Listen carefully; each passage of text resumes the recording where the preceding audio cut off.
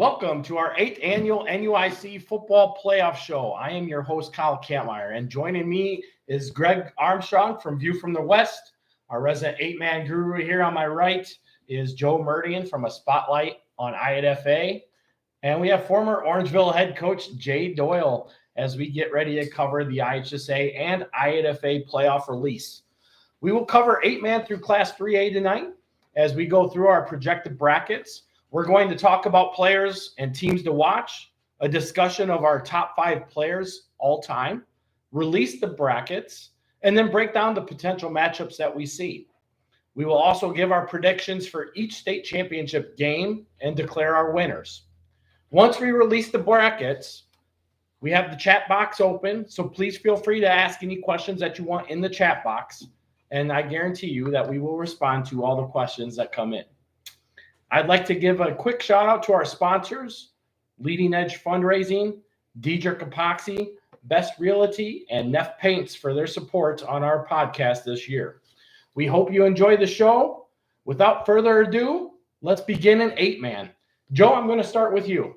What does 8-man look like, and what should we look at as this field of 16 begins to unfold? Well, Kyle, I think very, very solid overall year for 8-man football this year. A lot of the top teams, very strong. I think 8-man just keeps getting stronger and stronger every year. But as we take a look at some of the teams, and one thing I find interesting is they went to the 3 divisions this year. So, the first few years of 8-man, teams from the North were always playing teams from the South. So we kind of knew how teams were going to match up, where this year we don't have that as much as we get in the playoffs here. But let's take a look at some of the teams that are going to be seated near the top. We'll start down south. Pawnee Indians, they finished the regular season 9-0. Didn't really have many close games this year. Impressive wins here the last couple weeks. Week 7, they beat Martinsville 42-12. Big win over Milford System Park today. Got a real nice running back, Carson Ward, going to this weekend, 94 carries, 1,060 yards, and 17 touchdowns. The quarterback, Caden Ward, 69 carries for 104 yards, 12 passing touchdowns. Pawnee definitely a team to be reckoned with in our projected number 1 seed when the bracket gets released here. Moving to some teams more up this way. Polo Marcos, they're projected to be our number 2 seed. Quarterback Gus Mumford, he's had a really nice year. 17 rushing touchdowns on the season. Another 8 touchdowns passing for Gus. A couple of key guys, Noah Dewey, along with Billy Lowry. They both added several touchdowns on the season. Marco's very, very solid on the line, too, offensively and defensively. Taking a look, another team that I really like going into the playoffs, the Ridgewood Spartans. They split with the Amboy Clippers this year. They're going to go in at 8-1 into the playoffs. Got a real nice quarterback in the senior Owen Anderson. Really nice pair of running backs. Roy Sandberg, he's got 15 touchdowns on the season. Gavin Franks, he's got 5 touchdowns. Ridgewood very solid on both sides of the line as well. And then, of course, the defending state champion, the Amboy Clippers guys. The quarterback, Eddie Jones, he's back from last year. 702 yards, 10 touchdowns. Just a great leader for this Amboy team. Got a couple of nice tailbacks, Josh McKendry and Braden Klein. Those guys have combined for 25 touchdowns this year. And then, of course, Quinn Leffelman, the All-Stater from last year, doing the job at fullback with that running game that Amboy has. Also very solid on the defensive side of the football as well. A couple more of the top teams we're taking a look at. The Martinsville Blue Streaks, they're 8-1. Their only loss is to Pawnee back in Week 7. Got a nice running back in Adam Parcell, 815 yards, 12 touchdowns. Caden Simmons, the quarterback, 32 for 55 for 606 and 10 touchdowns. And the Blue Streaks, they made the semis last year, just losing to Ridgewood. And they're looking to make another deep run this year. Of course, the Millersville Missiles, maybe the most talented team offensively at 8-man football this year. Got the freshman quarterback, guys, Kyson Francis. He's got over 1,000 yards passing and 19 touchdowns. And just a bevy of running backs. Micah Tom-Smith, he's got 10 rushing touchdowns on the season. Fullback Spencer Nye, he's got another 5 to 6 touchdowns on the year. Connor Johnson from that end spot, along with Carter Livinggood. And Milledgeville defensive side of the ball. Everyone talks about Milledgeville's offense. Their defense is just as good. Dalton Adamick, Carter Livingood, maybe two of the best defensive ends in all of 8-man football. So those are some of my top teams, guys, and just a little bit about some of their top players. I think in past years we've felt maybe one or two or maybe three teams could make it to state or win state name. And I think this year there's a legit chance 4 to 6 teams could make it to Monmouth on that Friday night. I definitely agree with that. I mean, obviously, we've been taking a look at our state rankings, and you two guys are two of the guys that are on the 8-team panel. And, it's one of the things that we've been talking about all season long is right from the get-go, we could identify that Amboy coming into the season was the number 1 team to beat. We knew that Ridgewood would be a player with all the returners that they had. We knew Milledgeville would be a returner because they were a young team.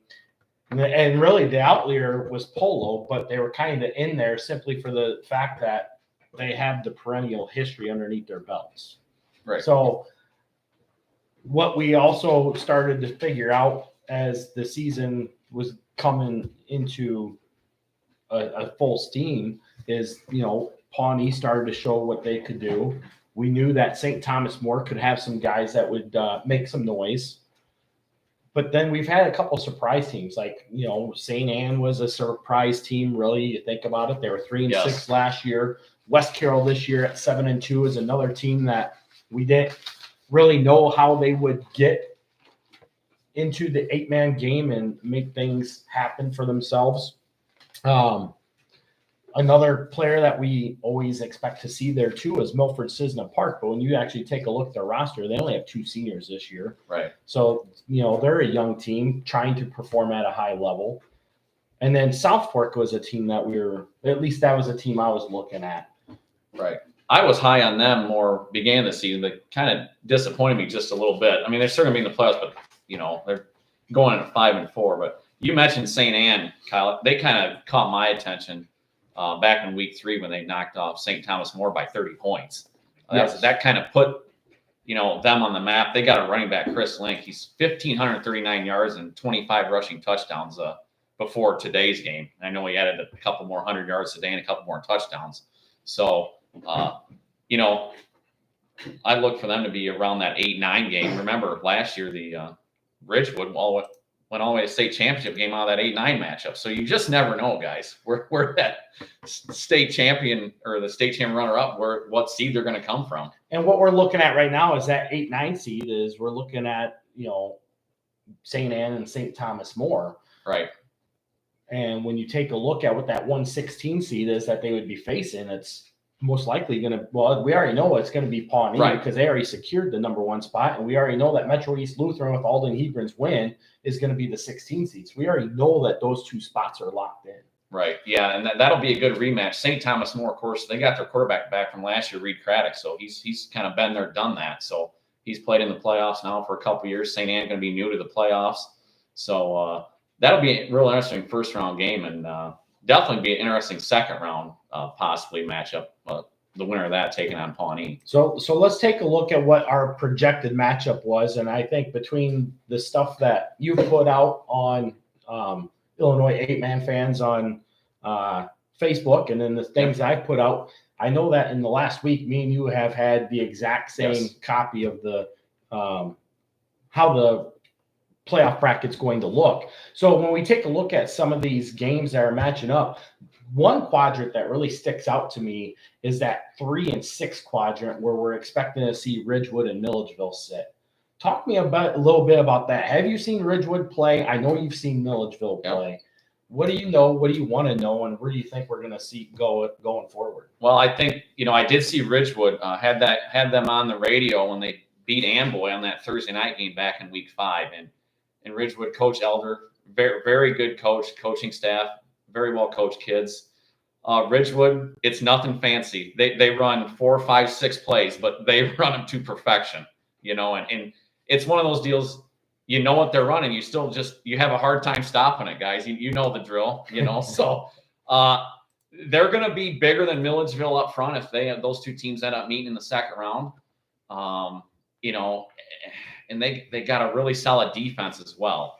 proved that in that matchup there, they held Amboy to 22 points. No one's done that in the last 2 years, So, Millersville's got a lot of weapons, and you're not going to count them out against anybody. And again, Millersville's got a great defense as well. Again, everyone wants to talk about their offense, but I can't stress enough how good their defense is as well.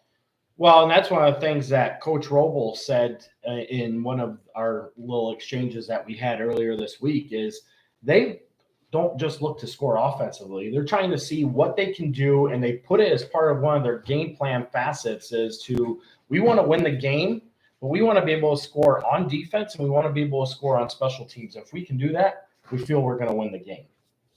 Yeah, and again, 8-man football guys, you try to get guys to the outside, right? And I'm telling you, Millersville's got two of the best defensive ends in the state, Carter Livingood and Dalton Adamick. Polo beat Millersville back in week 6, but it wasn't because they were running to the outside. They could not get to the outside against them. You're going to have to either somehow run up the middle or pass the ball on them. You're not getting to the outside against those two defensive ends. Well, I think that's where you look at 1 through 3A in football in the IHSA, and then 8-man is who you're going to play and where you set up. And Milledgeville, Polo, Ridgeview, all in the bottom. You look at Amboy now has the easiest path, right? But I'm telling you right now, Milledgeville has been my pick from the beginning. And, I know they're going to have to go on the road probably round 2 and then possibly round 3 to Polo. But what you're saying, I like what they do on offense. I like what they do on defense. And if you're playing them, don't punt to them. Those are the 3 things you got to watch out. Kick it out of bounds. Do not punt to them. You deserve to lose if you punt it or kick it deep to them. If you punt, you deserve to lose. Our punter, when we would play him at the end there, I told him, you better kick the damn thing out of bounds at 20 yards. Yes. Nowhere inside of it. Yes. And because it's going to be returned for it's either going to be returned for a touchdown, or you're going to have about 3 sniper shots on your guys trying to tackle that you're going to be taken out on.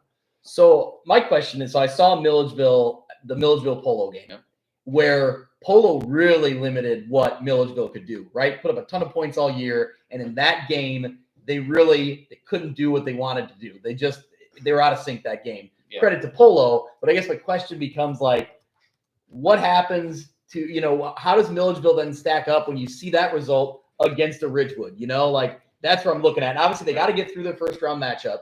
But that's the game that immediately sticks out to me is Milledgeville's a great team, but in that game I saw against Polo, it's concerning when they meet up with a really good opponent. See, and that's where I think Polo's defensive line was better than Milledgeville's offensive line in that game. Yeah. And I think that could be the case this Ridgewood game. Ridgewood's defensive line is very solid.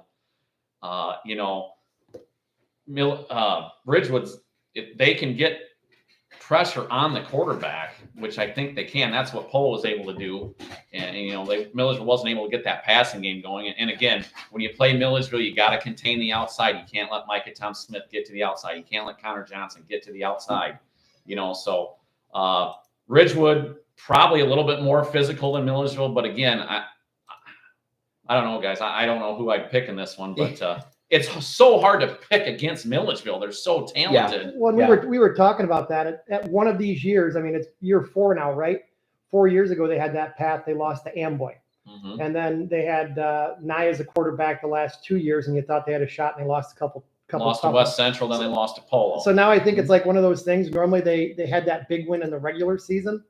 I know 4 years ago they beat Orangeville, and then they never got to meet back up, right? And Orangeville made it to the title game. For some reason, I just feel like when you're least expecting them to do it, that's when they're going to do it. And I think this is one of those years because they kind of flew under the radar without that top quarterback or whatever, but they just do a lot of things well, offensively and defensively that, on a toughness side, they're going to be tough enough to play a Ridgewood team. Yep. And, credit to Polo, they beat him, but I think it comes down to a Polo Milledgeville. I think both of them teams are the teams to beat. Well, and here's one of the things, too. I mean, you think about it with Milledgeville, they had to have a freshman quarterback come in because Shank got hurt right away. Mm-hmm. And Shank's back, but they've left Kyson Francis in there. Right. And he's already thrown for over 1,000 yards, 19 touchdowns. He ain't a freshman anymore. Right. I mean, right. He's running the offense like he's a veteran. Yep. But what I like what you said is their 2 defensive ends. They remind me a lot of the 2 defensive ends that Amboy had last year with Brennan Blaine and Quinn Leffelman. Yep. I would agree. I mean, and I don't care. I mean, we hear this all the time about 8-man football. It's not real football and all that bullshit, right? But let's be honest. Those two guys you are playing still an have to- 11-man team around You still here. have to hit people. You still Yeah. have to tackle them. And to be quite honest, yeah, there's a lot of high-scoring games because you have to be able to make that open field tackle in order to have success. We've talked about this, Kyle, back and forth, and I think everybody here agrees, and most people agree, right? Good 11-man football is good 11-man football. Bad 11-man football is bad football. Just like good 8-man football, and there's bad 8-man football, right? I mean, I just we hear that a lot about it, and you know, I don't know if it's a thing to try to discredit something that you shouldn't, but 8-man football is just as football as every other team. It's just a numbers thing, right? Or a thing for your school. But you know, these games mean just as much to the kids and the towns and the Right. and the coaches, and they put in just as much work as a guy getting ready in 4A or 5A, right? You just have a lot more people in 4A and 5A on your sidelines rather than looking back and having 4 or 5 guys, right?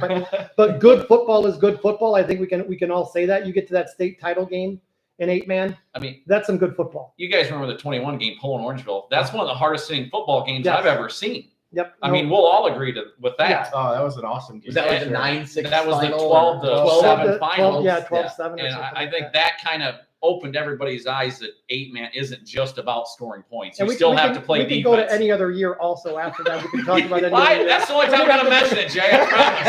I promise. Right. Gotcha. Jay still feels a little bit from that game. Yeah. All right, let's talk about Pawnee. Obviously, we Yes. haven't really said a whole lot about them yet. We know that they're the number 1 seed coming in. They're 9-0, have the most playoff points between themselves and Polo. They got a really good running back in Carson Wart, Yes. who has eclipsed 1,000 yards on the regular season already. Has already gone over 2,000 career yards in his career as well. On top of that, like you said earlier, you know, they got the quarterback, Caden Ward, Yes. right? And he has thrown for 861 yards going into their week 9 contest. What do you think Pawnee can do? I mean, some of the things, I mean, obviously they've done what they've had to do.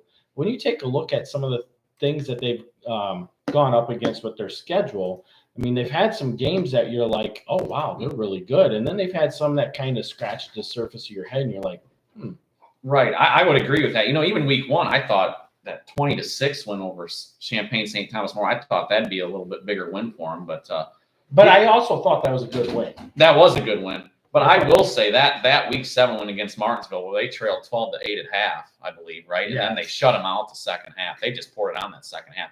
And they used the passing game a lot that game. So they've shown they can run the ball and they can throw the ball. And then today they put it to Milford. Yes, they Park, did. too. What was it, like 42-14? Something like that, yeah. 42-12, something like that. Yeah. So, I mean, they're starting to hit all the keys at the right time. Sitting in that one spot, you know, I wouldn't say that they have necessarily the easiest draw, but it's not a bad draw either. I mean, you're not going to see potentially Amboy until the quarter or semifinals. Semis. So, You know, that could be a real interesting matchup. Pawnee, if St. Anne would beat St. Thomas more than that 8-9 game, St. Anne and Pawnee did not play in the regular season. One was in the South and one was in the East Division. So that they never crossed over. So that would be a real interesting matchup there. But, you know, if Pawnee does get to the semis and they are playing Amboy, well, that would be a great matchup and be real interesting to see how Pawnee stacks up against the defending state champs there. right. I mean, and like you said, that 8-9 matchup, I don't know, that's still just drawing my attention. Yeah, that should be a fun one. There'll be some Yeah, that's a points good one. scored in that one for sure. That's still drawing my attention. Like you said, Reed Craddock's been putting up career numbers, Yes. awesome numbers, is already towards the top of the leaderboard all time in IFA play. And I know it's short lived, but at some point somebody's got to keep records of this Right, stuff so right. we can start having some bullet points to go off of. And he's had a heck of a career for the Sabres. And you know, Coach Watson told me, he goes, pretty much, you know, the offense has to run through him. And, you know, he's like the way that Peter Samu's picked up his play. And then wide receiver Marty Devaney's done a lot of good things too for the Sabres this year. So it'll be interesting to see how that game with St. Anne goes. Obviously, when you take a look at what St. Anne does, a lot of it seems to go through Chris Lincoln. Why not? He looks to be the athlete that he is.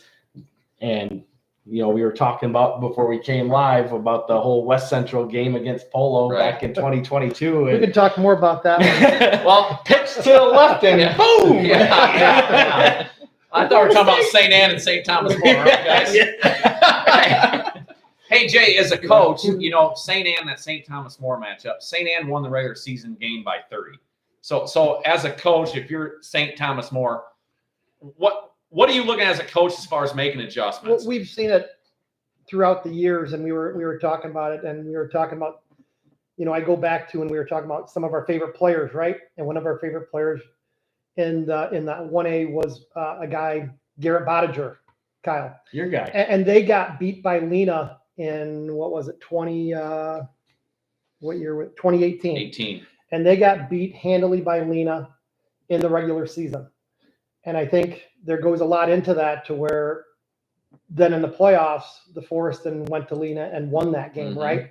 So there's that double-edged sword where as a coach, you gotta play against that of just thinking you're gonna go in and do it. And then you know, they're 17-year-old kids, right?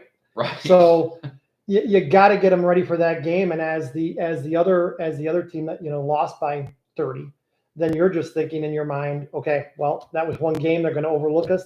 The first drive or two of that game, you're going to know what's going to happen. Right. You know, if they go out, score a touchdown right away, and you won the regular season by 30, you know, the other team, when they're in their head, you're hoping that they have that mindset. Here we go again, right? But you get the ball and that team goes down and scores a touchdown, and then you get a stop or you get something, and you get that momentum going. That's what that team's gonna have to do to go get away from thinking in the back of their mind, we lost by 30 or 40 in the regular season. They're gonna have to, the first drive or two of that game is gonna tell the whole story of the game. And you see it in like every sport, whether it be football or basketball. It's you know, your first couple of possessions of basketball, how it's gonna be. It's the same thing in football. And that's what they're going to have to, you know, guard against. And then you get a decision. Do you want the football right away, or do you play defense right away? Right. In that, if I lost by 30, I want the ball right away. Right. Try to set the tone early. I'm going to try to get a touchdown early so my kids aren't thinking about it. You know, that's how I would, but I don't coach anymore. So I don't know if you take my word for it. All right, we kind of went over our time frame for 8-man, but we'll definitely come back once we break down the brackets and go back through 8-man more. Let's move into Class 1A here and take a look at what we have here. Obviously, we know a lot about Althoff Catholic. We have, what do they got? 3 Division I recruits? Yes. And their quarterbacks now starting to get Division I looks. They got a big game win today over PJ Flex Canelan team. 6A. Oh man, what a game that was! Yeah. I had some eyes in the sky there, and they said it was a little bit sloppy, but I'll tell you what though, the skill set definitely looks the part, which we know. But when you take a look at Althoff Catholic, they were without Deere Hill today, and he's the Oregon commit, only a junior this year, electrifying. He's only a junior. Yeah. Yeah. breaking my heart and killing me here. Man, All right. he's coming back. He's coming back. No, exceptional athlete. Yeah. He was out today. I don't think it's long term, so it's not a big scare, but you know, like you said, big win over Canelan today. Mm-hmm. Now, other things that we've seen throughout the course of the year, looking at the South bracket, because I really want to start there, is the defending state champs, Camp Point Central, kind of gave us a blueprint last year on how to beat Althoff Catholic, right? You gotta be physical, you gotta be tenacious, you gotta be fast. Fundamental. You gotta be fundamental, you gotta stay disciplined, all that stuff, right? Biggest thing is you gotta wrap up and hit. And then, of course, control the ball, which they did every part of that in that game last year. And then as they started to get more advanced in that score, then it was a little too late, but Althoff started to find their wheels to start to get things going, but it was just too little too late. But with that, we knew that they would be a team that we would be watching again this year with the return of Elijah Genenbacher and Caden Niekamp. And one of the things, at least up here in the northern part of the state, a lot of people are like, well, Camp Point Central, they return a lot. But when you actually look at their starting roster from state last year to where they're at this year, they only have 5 guys that are truly returning starters. Right. So there's definitely been a lot of growth. I know that they've experienced with a lot of different things with Genenbacher at quarterback. They've moved Niekamp from guard to fullback. So they've been doing a lot of different things, still winning ball games. Some of it are a little bit ugly, especially when you take a look at that game with Route and the game that Route thought that they won and then they didn't win. And the controversial call about the offsides, but that's high school football. Yeah. That's high school football. But CPC kind of escaped it, right? Like in theory, you know, they did escape on a rule technicality. Mm-hmm. And to be quite honest, if it truly was a planned play, which that's the story that we've heard is that it was planned, it's almost like, hey, we're out of timeouts, freeze the kicker, draw them off sides. Yeah. Sorry, to backtrack. What happened in the play? I saw there was a penalty called on the field goal that was good. Yes. So what happened is Camp Point Central got into the neutral zone. Okay. So the flag was blown. Once the flag's thrown and the ball has not been snapped, it's a dead ball penalty. So the play does not exist. Okay. So the kicker kicked the field goal, but there was no play. The flag had already been thrown. The play didn't. Yeah. Okay. Correct. Okay. So there was no play. Yeah. So they had to re-kick it, and on the re-kick, they missed it. Yeah. And what a heartbreaking turn of emotions that is. Yeah. But yes, in a way, Camp Point Central escaped with the win. But in my opinion, that kind of put a little bit of a chink in their armor, so to speak. You take a look at Calhoun at the same moment, they were able to upset Camp Point Central in week 2. I was initially planning on going down to that game before I decided to volunteer myself to help out Dakota football. But at the same time, you know, they came out with a 14-13 win, hard-nosed game, great job by the Warriors. They immediately exploded into the state rankings a lot more than they started as a team that we were like, this is a team to watch. And then all of a sudden, boom, here they are and they're on the scene. Right? Yeah. And then they have a little bit of epiphany one day and they're like, oh, let's go lose to Carrollton. So it's kind of seems like a poor decision. Yeah, I mean, it's been one of those things where and they were shut out in the game. Yeah, 10 to nothing. Yeah. So I mean, it's one of those things where it's like, who outside of Althoff Catholic, who truly stands out in this southern bracket to potentially knock the Crusaders off? Yeah, and make it to normal.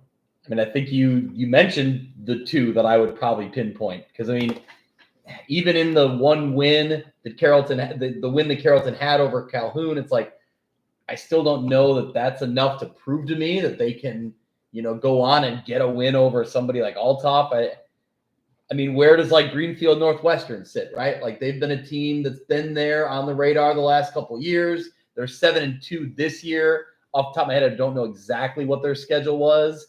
Right there. I mean, they lost to Calhoun 20-0. Okay. Yeah. So, I mean, they were in the game. But it's not in the game. Yeah. But that's and a big lost, rivalry game. And then they lost by 21 to Route in week 8. So overall, good season. But in those two, what you call kind of their opportunities for a signature win, they didn't get them. They got a win over Carrollton 42-26 in week 7.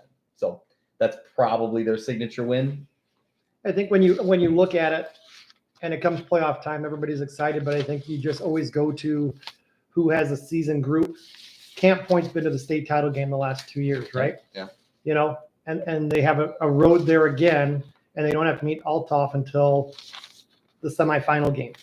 So it's like, I just think it's really hard to knock off. I mean, we say the same thing up here in 1A in the north when you're talking Lena, right? You're going to have to beat the champ if you want to get to where they are. And it's just so hard to, you're not only playing the team, but you're also playing the helmet and you're playing everything else when it comes playoff time, because those teams know how to turn the switch on. and their staffs get them ready to be peaking at the right time. Right. To where, you know, in watching Lena the last couple of weeks, yeah, they had a slow first start against Galena, but in the second half, first drive when they were down, I don't think they gained less than 7-8 yards per play, and they weren't touched. Right. You know, and then they put on their performance last night against Forston. They're peaking at the right time. I think a Camp Point team who's been there is going to do the same thing. And you just got to make it simple, right? That's a team that someone's going to have to upset. They've been there 2 years in a row. Everybody on their group except freshmen have played in those games and know what to expect and know what to do, and their coaches know what to do. And that's huge. I mean, because when you take a look at CPC, I mean, they've been there, 3 times since 2018? Mm-hmm. Right. And, I was talking to somebody from the Camp Point area last week, and he said that when they went down in 2018 to play Forston, that was an eye-opener to them. But at the same time, if you've taken a look at what Coach Dixon does, he's been studying Forston. He's been studying Lena Winslow, and you see that in the way that Camp Point Central runs their offense. Yep. I know he was running that offense before, but, I mean, why would you not want to study the 2 teams that have won, 7 straight state Well, you find trials? ways to do it better, right? And you find ways to do it better against those guys that should work against everybody else. And that's what they've been able to do. So that's going to be the biggest thing is if, I think everything in that first half between Camp Point and Althoff last year, I think went wrong for Althoff, right? I think there was a kickoff that they didn't get. There was a couple fumbles. Yeah, but even that kickoff was one of those things that like Dixon had kind of like worked into their playbook. Like it was an executed. They had it.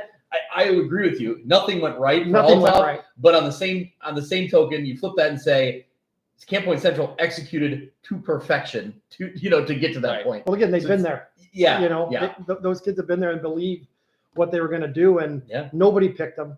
I mean, nobody in 1A, you should say, has an Oregon committed running back and 4 or 5 other Division I guys. A And Mizzou committed D tackle, a wide receiver going to Boston College. I mean, we've seen that with other teams. I mean, I go back, I was just thinking in my head of when you're talking about a running back committed, and then it was a Forston year with AJ where he broke, and was it St. Teresa? Yeah. That's all the talk was about. St. Teresa. Yeah. That was the talk then. And then I remember one of Lena's win had the big D tackle that was going to Oklahoma State.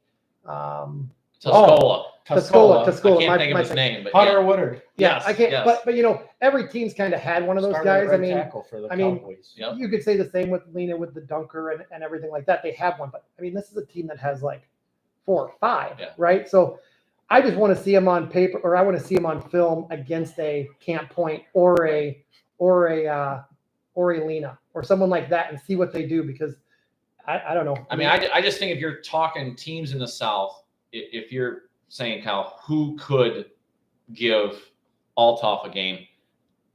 I mean, I think it's Camp Point Central. I don't know who else you could pick. I mean, that's just my opinion. Who should be able to give him a game, too. Right. I mean, I'm just saying, if you're trying to figure out who could give him a game, I don't know if Calhoun has enough to do it or not, if they get there or not. I that'd don't be know. the team. That'd be the name I'd throw in there. Other team. I mean, I like what Calhoun has, though, Mhm. because they have the big physical running back in Connor Longnecker. Right. And we were actually talking about before we came live about those historic teams that went up against Newman, and it was the 93 team, but that was the second of back-to-back state championships. Tony Friedel was the all-time leading rusher for Calhoun. Longnecker just broke his career rushing record this year. On top of that, he also passed his dad on the all-time rushing record list as well. And he's the only back in Calhoun history now to surpass 3,000 career rushing yards. So, I mean, and he's a physical specimen. He kind of reminds me of Trey Griffin or Garrett Bodicher. Well, the way he runs and his size and stature. And if you're going to beat a team like Althoff, you're going to need to do that and control the ball and not keep their offense off the field. You got to keep that guy off the field, and that's where these teams up in the north have been able to do that with the running game, and to keep chewing clock and limit the possessions of the other team. Yeah. All right. Come on, Kyle. I like it. I do like it. I like it too, buddy. Talking about Carrollton, they're not a team that's remiss from being at the state championship game. Got there in 2014, been there in 2019. Granted, those were under Nick Flowers' teams. Now it's under Rodney Flowers, his brother. And, what's interesting about that is you take a look at who their quarterback is. It's Carson Flowers. Their defensive end is Eli Flowers. So, I mean, he's still got family members helping to run the show here. And he's got a good running back in Lucas Howard, wide receiver and Charlie Stumpf, and a wide receiver and Carson Grafford too. So, I mean, they have some pieces put together. They had a big win today over Route 24-13, a game that they were projected to lose. Came away with a big win on Saturday afternoon in good old Jacksonville on the old campus of McMurray, my old alma mater. But, Friesen Field was obviously pretty electric today, but Carrollton owned the day. And, you take a look at what they do there. And, like Coach Flowers says, he wants to have a throw-to-run type offense. He wants to average 250 yards combined or more in order to see success. On defense, they want to attack. They want to be able to stunt, blitz, and then change their coverages as much as they can to disguise what they're trying to do. Yeah, I mean, you look at Carrollton's couple games that, pop up. Obviously, they had a game where they beat Calhoun 10-0. But even week 8 when they lost to Camp Point Central, they still put 28 points on Camp Point Central. Now, I don't know if those points came late in the game or not, but not many teams put 28 on Camp Point, whether you win or lose. You always got to worry about them scores at the end of the game. Yeah. Oh, yeah. Yeah, just ask certain people when they're playing Dupec. Oops, did I throw that out there? I was going to just talk about max preps and all your max prep stuff. Hey, nothing wrong. Oh, yeah, we can talk about that in a little bit. All right, so obviously in 1A North, the biggest question I keep getting, and I'm sure you guys have hear the same thing, is Lena Winslow. Does Lena Winslow have what it takes to get back to normal? Taking a look at Jeremy Castle, one of our Sterling Newman followers, he wants to see Althoff and Lena Winslow play at normal. There's a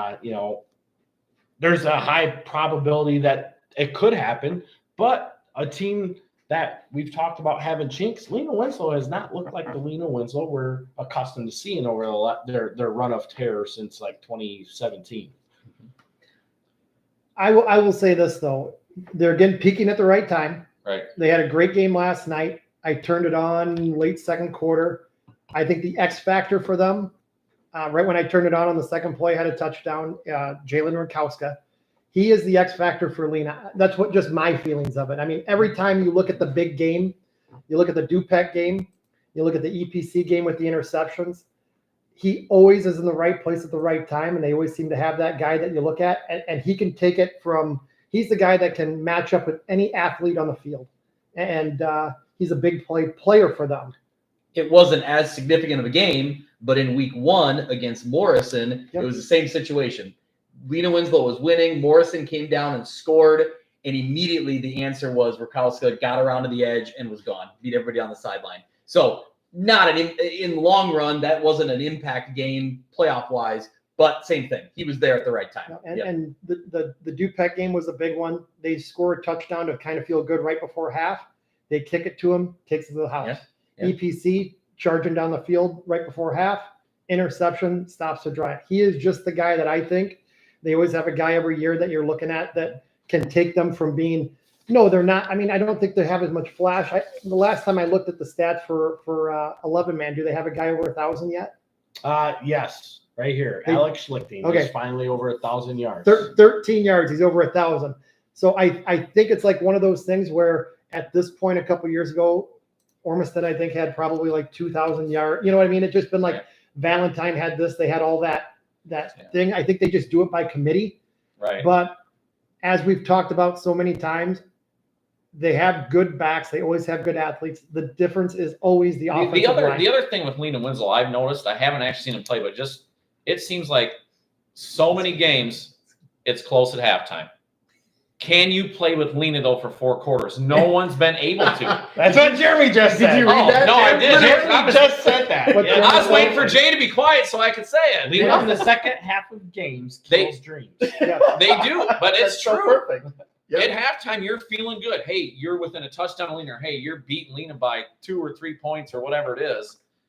but then, teams can't seem to play with him for 4 quarters. No. So I guess my question in general is, how much did losing Coburn Lynch early in the season affect kind of what they wanted to do on offense? Because that was the name we talked about a lot last year, and then we heard that he was hurt early in the year, and I haven't really followed up. I just see his stats He here. plays D. Okay. He plays D. I don't. But I mean, at some point he would have been in the mix as a running back had he been healthy, correct? Oh yes, absolutely. Okay. He So- was going to be the other starting running back. Yeah. Tore his ACL senior year. Unfortunate, obviously, Mhm. but he is back Okay. playing on defense. Yeah. But going back to Rakowska, 342 yards. Santana Moss once said it like back in 1999, playing for the U. Big time players win big time games. And Jalen Rakowska, like you've stated, comes up in big time moments time and time again. And I'm just surprised, not second guessing any coaching, but I'm just surprised that we only see him with 17 attempts. That surprised me too. Yeah, because when I saw him in that Morrison game in week 1, it was like, oh, this is a guy to watch. And Schlichting's the same way, right? He has some dynamic. He's got the speed. He's got the dynamic playmaking ability. But yeah, you're right. Just the build of Rakowska is a little more, can break a tackle more than Schlichting. They'll pound it up the middle and then get him around the end. And if you miss one tackle, he's gone. But I think, you see only 17 carries now. I bet you he'll have more than 17 carries in the next couple of weeks combined. I mean, it's just one of those things to where, Right. depending upon what was called or what was done or anything like that, but their season starts now, and that's the playoffs. Oh yeah, and that's what they're always gearing for. Do you think they kind of had to switch game plans when Lynch was out? That was my question, I guess, getting back to that. Like, do you think they had to kind of switch what they were going to do? I think so. Yeah, I mean, so maybe that's a part of kind of where we're getting here is they're figuring, the later they get in the season, they're more comfortable with what they have and everything working together. Yeah, So, I would definitely agree. Yeah. Now, another team that I'm really interested about is actually the number 1 seed here, the Leroy Panthers. A team that we've heard about in past years. They have 1 state title in school history. They've been there 3 times. They used to be in a co-op with Tri-Valley back in the day before Tri-Valley split off. And what's funny is that at the time, Leroy was actually a bigger school district than Tri-Valley, and that's kind of flip-flopped. But Coach Zalesnik has 18 seniors out this year. Yeah. Just amazing. And he even said, he goes, we just have the dudes this year. And he's not wrong. That's led by his own son, Bo Zalesnik, who is the quarterback. He has, 3,169 career yards and 37 touchdowns now. So, he's got that going on. They have a good guard option. Both guards actually are Tate Sigler and Ash Osborne. They both go like 6'2", 6'3", 230, 245. Both of them are all conference members of the HOIC, News Gazette, all area type players. Just really impressive on what the Panthers have been doing this year. And I'm talking about the Leroy Panthers, just to not have any confusion. Yes, thank you. Yes. And it's amazing because you take a look at, I think it was their first game of the year. It was second game of the year when they took Tri-Valley and beat them 41-14. I mean, that was like the eye-popping moment for me. I mean, I knew that they were a team that we were looking at. You could see that in Max Preps ratings, Cal Preps ratings. And then you see the measurements coming up, and that win really put them on the holy crap, we got to watch these guys. Yeah, I mean, they really haven't had a close game all year. When you look at their close game was the 21-point win against Gibson City. I mean, so in that stretch in the middle of the season, they didn't give up more than a touchdown. Right. And who knows when those touchdowns even came in the game. So exactly. I would guess that most of those are considered shutouts, really. Right. Yep.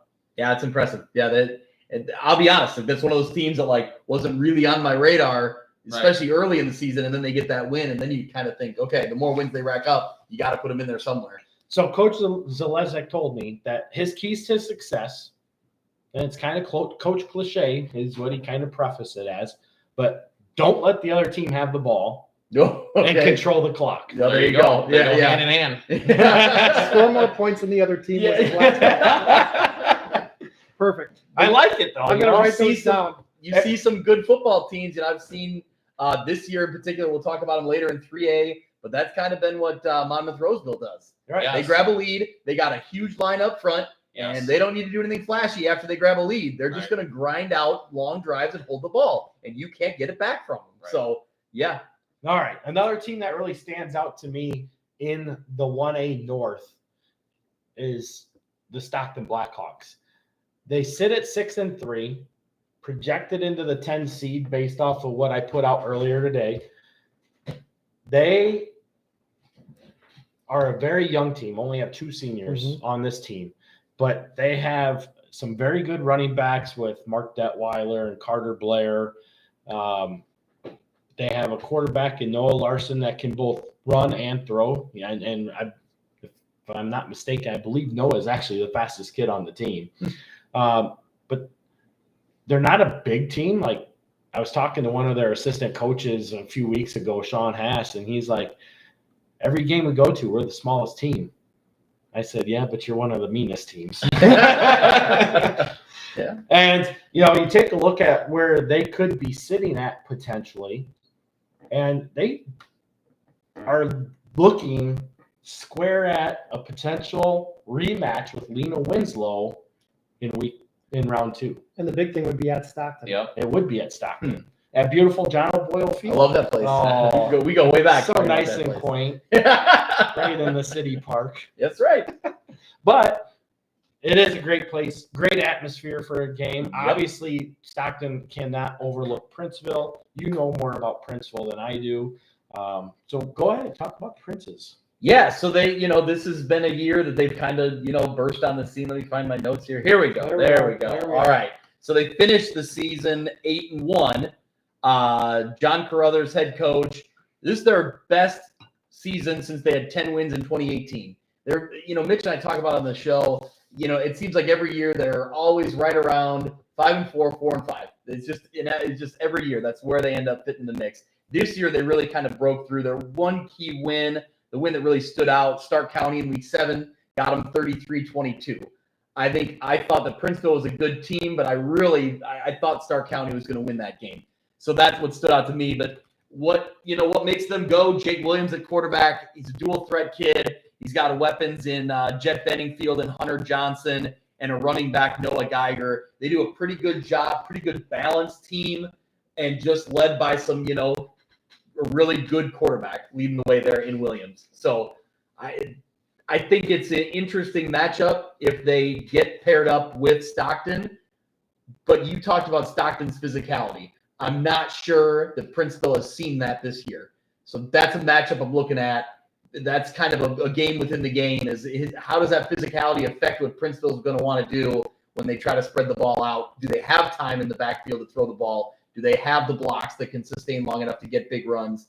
So, yeah, that's kind of that matchup, I think.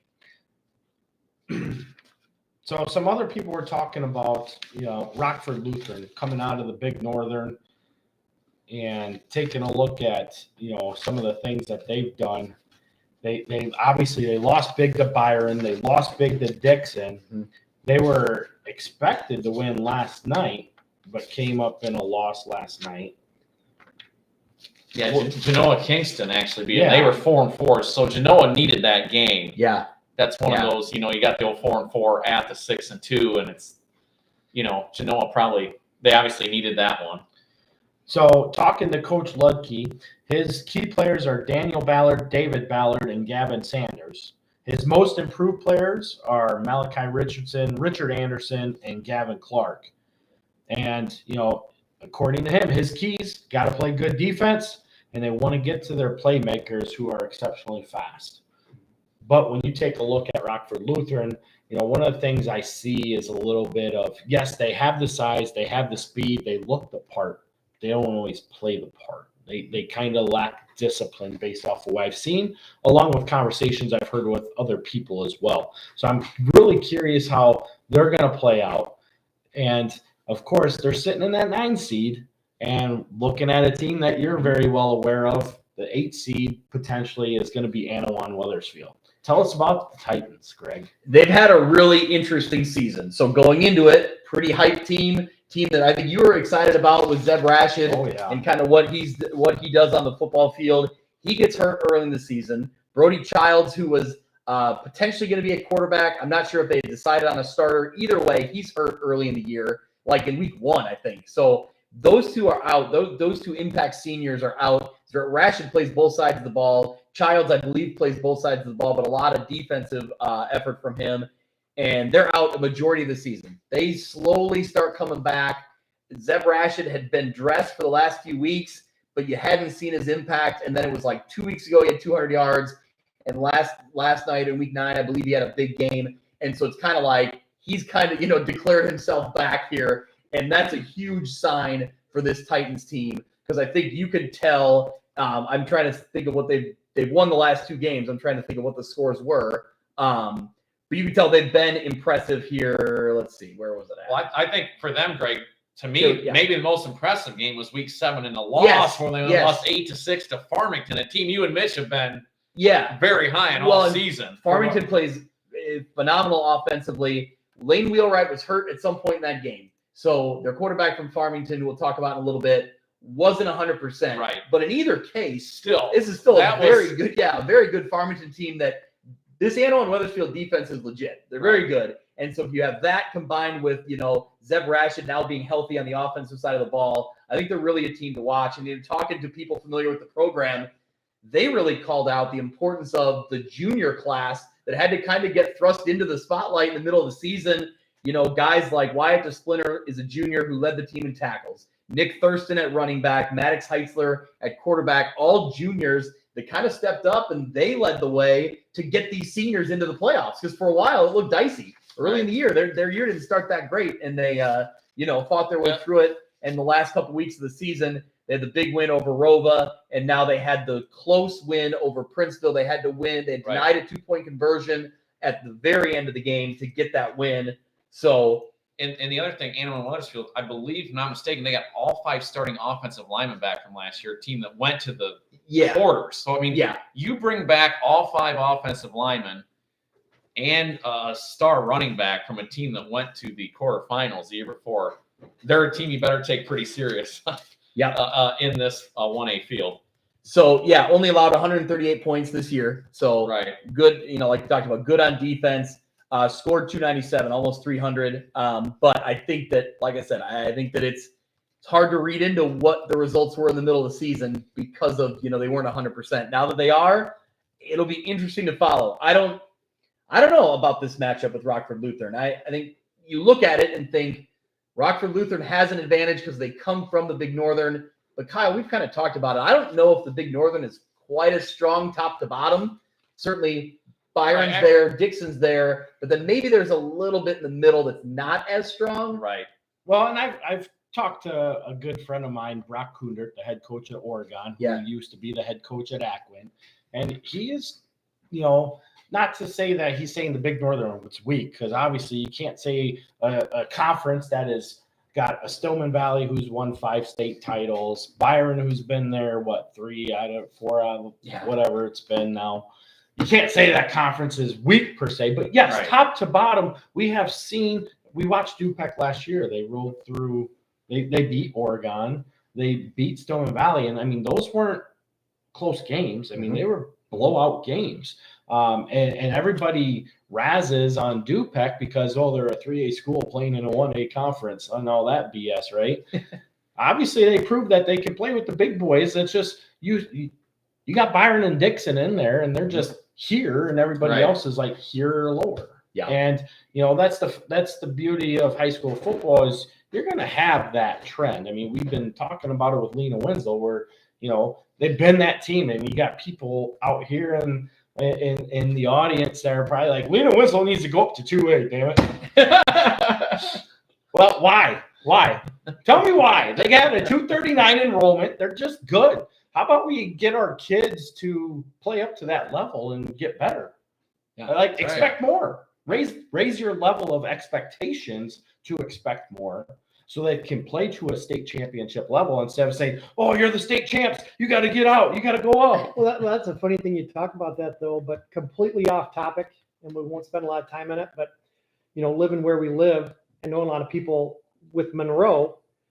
They went to that though in Wisconsin, and that's something I didn't know. But Monroe, a public school, won a state title, and the year before they made it to the Final Four. Then they made it to the Final Four. So this year they are playing actually They're in Division 4. Bumped up they a had to be class. bumped up because of winning. Yeah.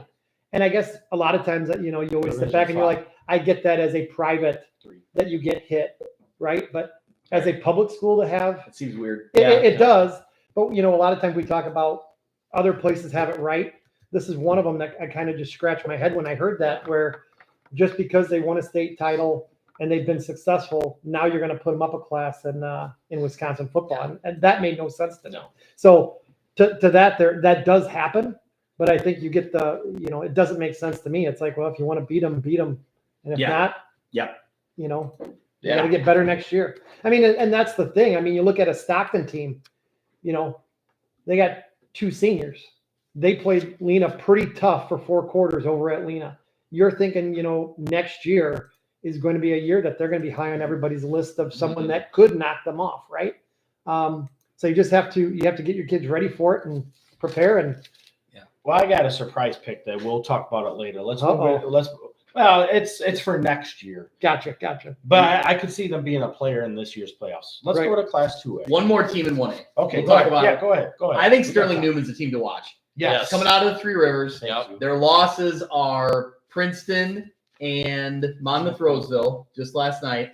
Now, I wish I had seen a little more from them last night, but that could be credit to Monmouth Roseville. That could be credit to the strength up front. They really struggled to move the ball last And night. Evan Bushman, the normal starting quarterback, was out last night. Oh, okay. for Newman. Okay. So I mean that's not a long term. he was in uniform, but he did not play. Okay. Yeah, because they really, when they got behind the chains and had to Yep. try to throw, Right. they weren't able to Right. do very much. So that that- leads into that a little bit. Okay. It does, yes. I just think that the way they play football, we talked about it early on when we were talking about what it takes to beat some of these really elite athletic teams.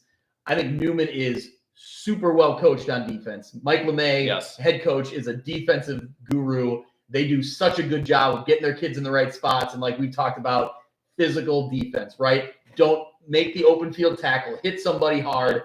Like, I think Newman can do those things.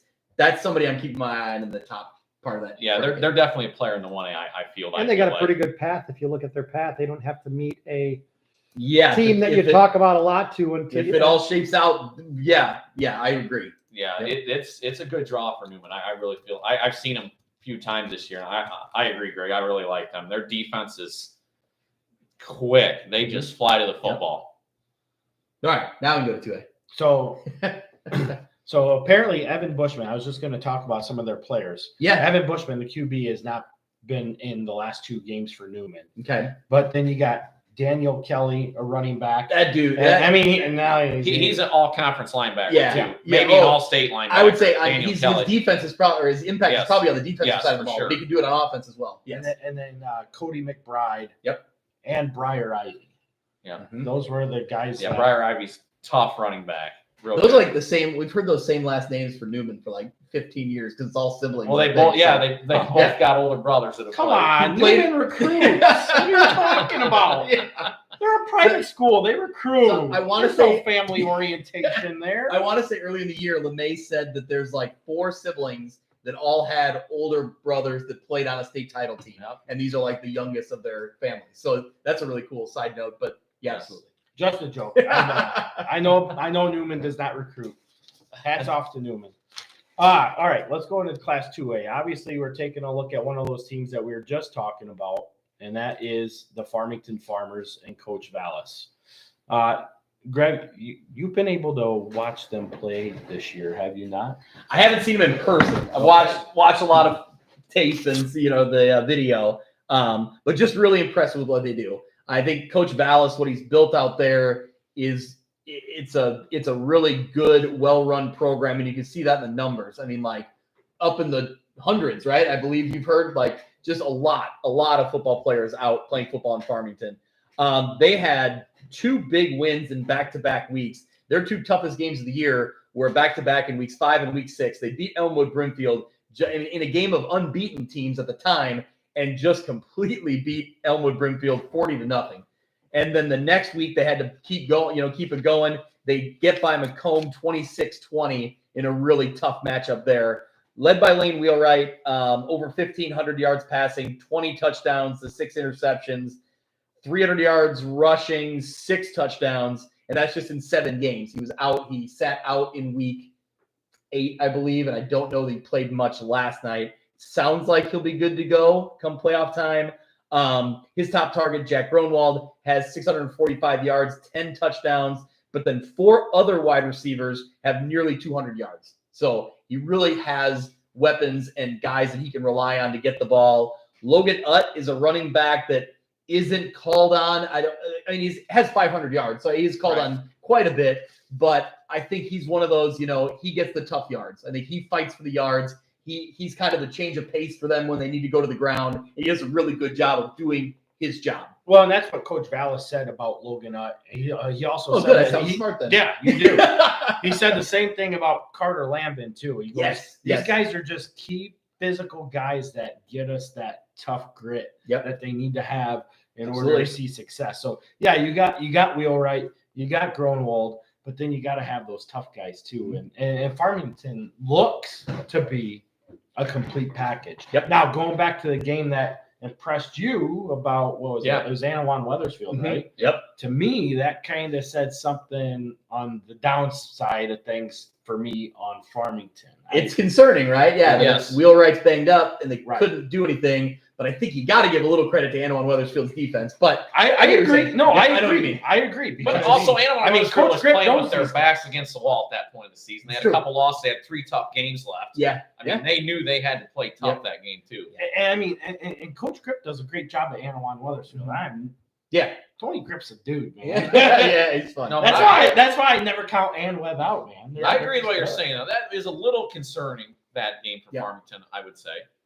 So, but as much as we talk about their offense, on the defensive side of the ball, let's see. The last night, I didn't update my notes, but they had only given up 84 points through week 8. So I'm not sure what they did last night. Was last night a shutout or close to it? Where were we at? Farmington. Yeah, last night was a shutout. So 84 points on the season. So great defensively, scored 339 points offensively. So well-rounded football team. Yeah, I think they're definitely a team to watch. They should be the number 1 seed in that 2A North. Yes. Yeah, based off of just looking at wins and playoff points. I'm going to just kind of jump around a little bit. Another team that I want to talk about is Arthur Lovington Atwood Hammond.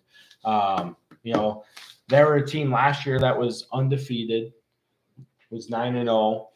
They're the team that lost to Quincy Notre Dame first round. When Quincy Notre Dame was 4-5. 4-5. But taking a look at what they have an offensive defensive lineman, Jacob Tiggy, who has received an offer from Indiana State. Stands 6'5", 315 pounds. And basically they want to try to run their offense behind him, kind of how Byron did that behind Iowa kid. I can't think of his name, but I know his name. Anybody would run behind those guys, right? Yeah. So I mean, it's cool that that they have this kind of guy. I mean, Coach Jefferson he's big, and we like to run behind him. And running behind him is Maddox Sturrett and Easton Frederick. So I mean, Frederick's got 972 yards and 11 touchdowns. Sturrett kind of gets those hard yards, 338 yards, but he scored 10 touchdowns. But defensively, he's the guy that they're looking at to make a lot of plays. Had 142 tackles last year as a junior. This year has 102 tackles going into week 9. First team all-conference, all-area type of player. And then you take a look at some of the other guys that he kind of threw out to me. Wide receiver Cash Hale, tight end Ryan Appleby, offensive line and linebacker Colin Smith. And here's the thing too, they have a quarterback right now who's only a sophomore.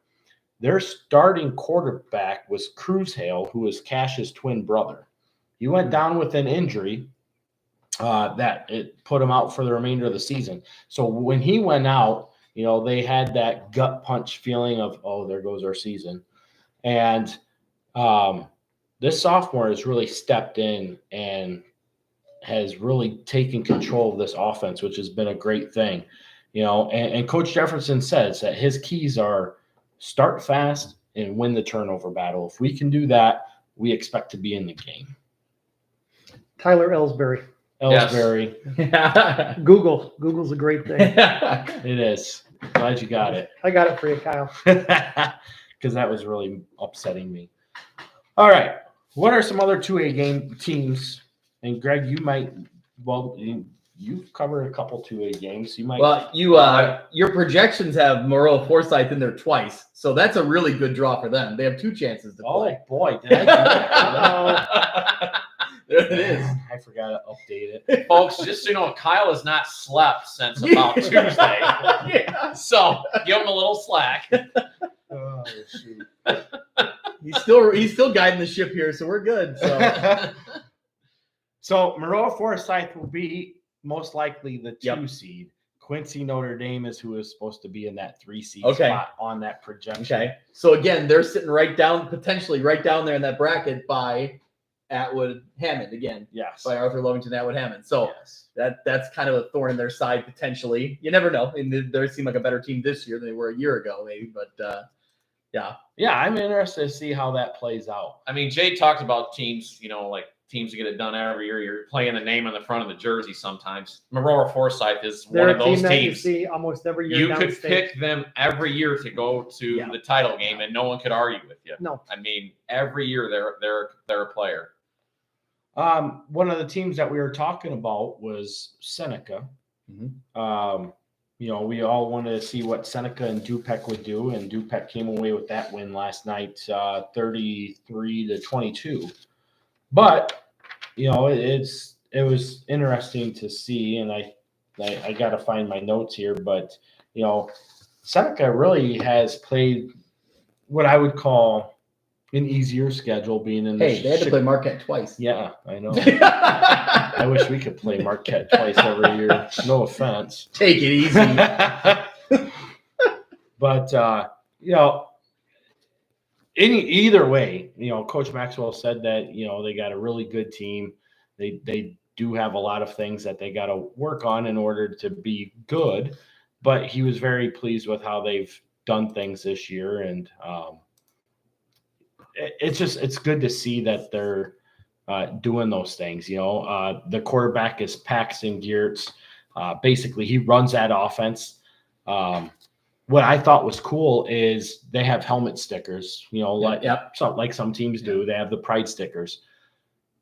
So what Coach Maxwell does is they call their fakes ghosts. So if you carry out a ghost play where you can fake it well enough to the defense buys on you, you get a ghost sticker. Oh, that's a good one. I've never heard that. Yeah. Oh, Mitch will love that. Yes, I know. That's a good one. I had to put that in there for Mitch. I thought I did. I thought that was absolutely cool. But their fullback is Brody Rademacher. He's averaging almost 17 yards per carry. Not your typical fullback, but he's fast. He's shifty.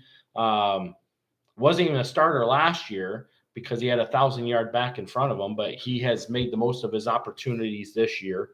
Then you got other halfbacks in Cam Schrei and Nick Grant. I hope I said that right, but I probably butchered it, and I'm sorry. You said a fullback at 17 yards a carry? Yeah. Who's tackling him? Nobody. I get it if a halfback. Yeah. How the hell your fullback have 17 yards a carry? Yeah. So, Yeah. both those guys too have done a good job. So obviously they run a power offense that relies on a lot of misdirection, and hence why they give out the ghost sticker. So I thought that was pretty cool. Well, Gertz gets really low under center, right? He really ducks down and does all the. Oh, you mean the Josh Nye way? from Milledgeville back in the Okay. day. Is it? You're Yeah. going way back on Way that one, Kyle. back. That's Yeah. 95, 96 there. Yeah. Oh, But man. yeah, it's all that, like you said, misdirection type stuff for sure. So obviously looking in 2A North, we got Farmington projected at the 1 seed. The 2 seed projection is Bismarck Henry and Rossville Allen at 9-0. And, taking a look at some of the things that Bismarck Henning's done, they play in the Vermilion Valley Conference, haven't really had much success in recent years. They're always one of those teams that's ranked, but they have a problem getting out of the second round. In fact, the last time that they got out of the second round, they were in Class 1A back in 2014, and they lost probably one of the better games in the Class 1A playoffs in 2014 to Carrollton, who then went on to lose to Forreston in the state championship. I give one of their coaches a lot of crap every now and then. I'm like, dude, you guys gotta get out of the second round. You get out of the second round, I might actually start bumping you up in the state rankings or something. But until you actually prove it to me, how can I say you're a top 10 team That's fair. when you can't even make it out of the top 16? But in all fairness, they do have a great group of coaches there. Most of them have been there quite a few years now. They ran the table here this year. Their closest game was a week 2 game against Westville. There's some games where they're putting up big scores. I mean, after weeks 1 and 2, I mean, they've been dominating. Yeah, including the 42-14 over Moments, and it was on the road and against an 8-1 Moments team. Right. So that's a good win. That's a signature win for him for sure. So I'm interested to see what Bismarck Henning does this year as well. Now, another 9-8 seed probable game is that of Rockridge and Eastland Pearl City. Fun one. That's an interesting one. Yes, yeah, it is. Tell us about Rockridge, bud. So yeah, I've seen Rockridge quite a bit this year.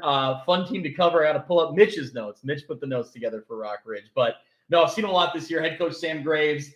They fell just short in a overtime loss to Newman, but that was a great game. Yeah, really good football game, and it's one of those, you play that game 10 times and it's probably an even split. I mean, they were that close. Really good offensive weapons there, starting with Cullen Schweigen, the quarterback, dual threat kid, pretty big size for a quarterback in Class 2A. He can throw the ball. He can really throw the ball. He's a good pitcher in baseball, getting a lot of looks in baseball recruiting. But he's got some weapons around his wide receivers as well. Owen Steele, Trevor Dye, Landon Wheatley, and his brother Chase Wheatley. All 4 pretty reliable, proven to be pretty reliable wide receivers this year.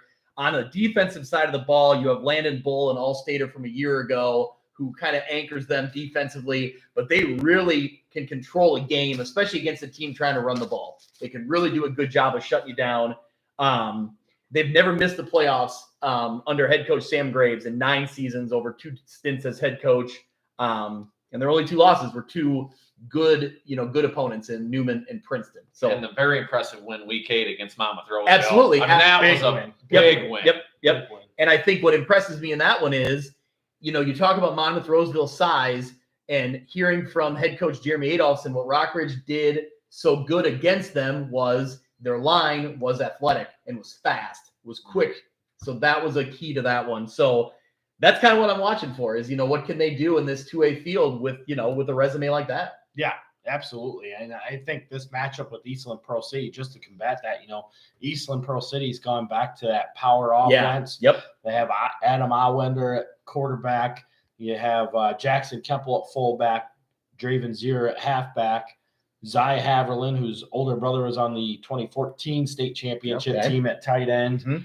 And actually Jackson's the younger brother of the Kemple twins that were on the 2018 team that lost that great game to GCMS back in 2018. Yep. So, I mean, these guys, they're tough. They're big. I mean, one of the nastiest kids that they have is Will Burchin, who they moved from fullback to guard this year to help strengthen that line. But he's a menace on defense at linebacker. I mean, he just shores up that middle. They're running almost pretty much what looks like a 5-3 defense, and he's in the middle of that defense. And I tell you what, man, he wastes no time trying to fill that gap. I mean, he fills it right now. So that's what I want to see if that matchup plays out. I want to see How does Rockridge handle that physicality? Because it sounds like Eastern Pearl City is very physical. Oh, yeah. And that's what Tony Z from Fulton said. That's what stuck out to him, was just how impressive they were at getting to guys and really hitting them. So that's, an interesting matchup there if it plays out for sure. Tell us a little bit about Elmwood Brimfield. I know that they're sitting at 8-1 right now, and I know that they're in your coverage area. What information do you have on them? So yeah, they've had a great season this year, and it was interesting, in talking to head coach Todd Hollis. He said, when I asked him at the beginning of the year, like kind of what things looked like, and he said that he thought that first week of the season was going to tell them a lot against Knoxville. And now Knoxville proved, have a little bit of a down year, but they went through that game, won 41-28. Then they put up 42 the next week. Then they put up 71. Then they put up 60. Like, they started rolling along in the season. So, the key to them, Bo Windish, running back, over 1,400 yards, 21 touchdowns. But they have Matthew Glenn, who's over 1,300 yards, 15 touchdowns. They're going to go to the ground. They're going to attack on the ground, and they do it really well. On the defensive side of the ball, though, they play really well. Lane Johnson leads the team with 46 tackles. But this stood out to me. They have 8 other guys who have 30-plus tackles. So it's not just 1 or 2 guys that are getting to the ball every time. They got guys across the field that can make plays. So that's something to watch out for. Their scoring differential, 327 to 226. So they scored more than anybody in the Lincoln Land, but they also gave up more than any other playoff team. Wow. So just something interesting to watch out for there. Yeah, they put up a lot, but compared to some playoff teams, they gave up a lot of points too. Their big wins, they got a win over Macomb, a close game in week 7, 31-28. They got a non-conference win in week 4, 60-29 over St. Teresa. So that's kind of what we're looking at, Elmwood Brimfield.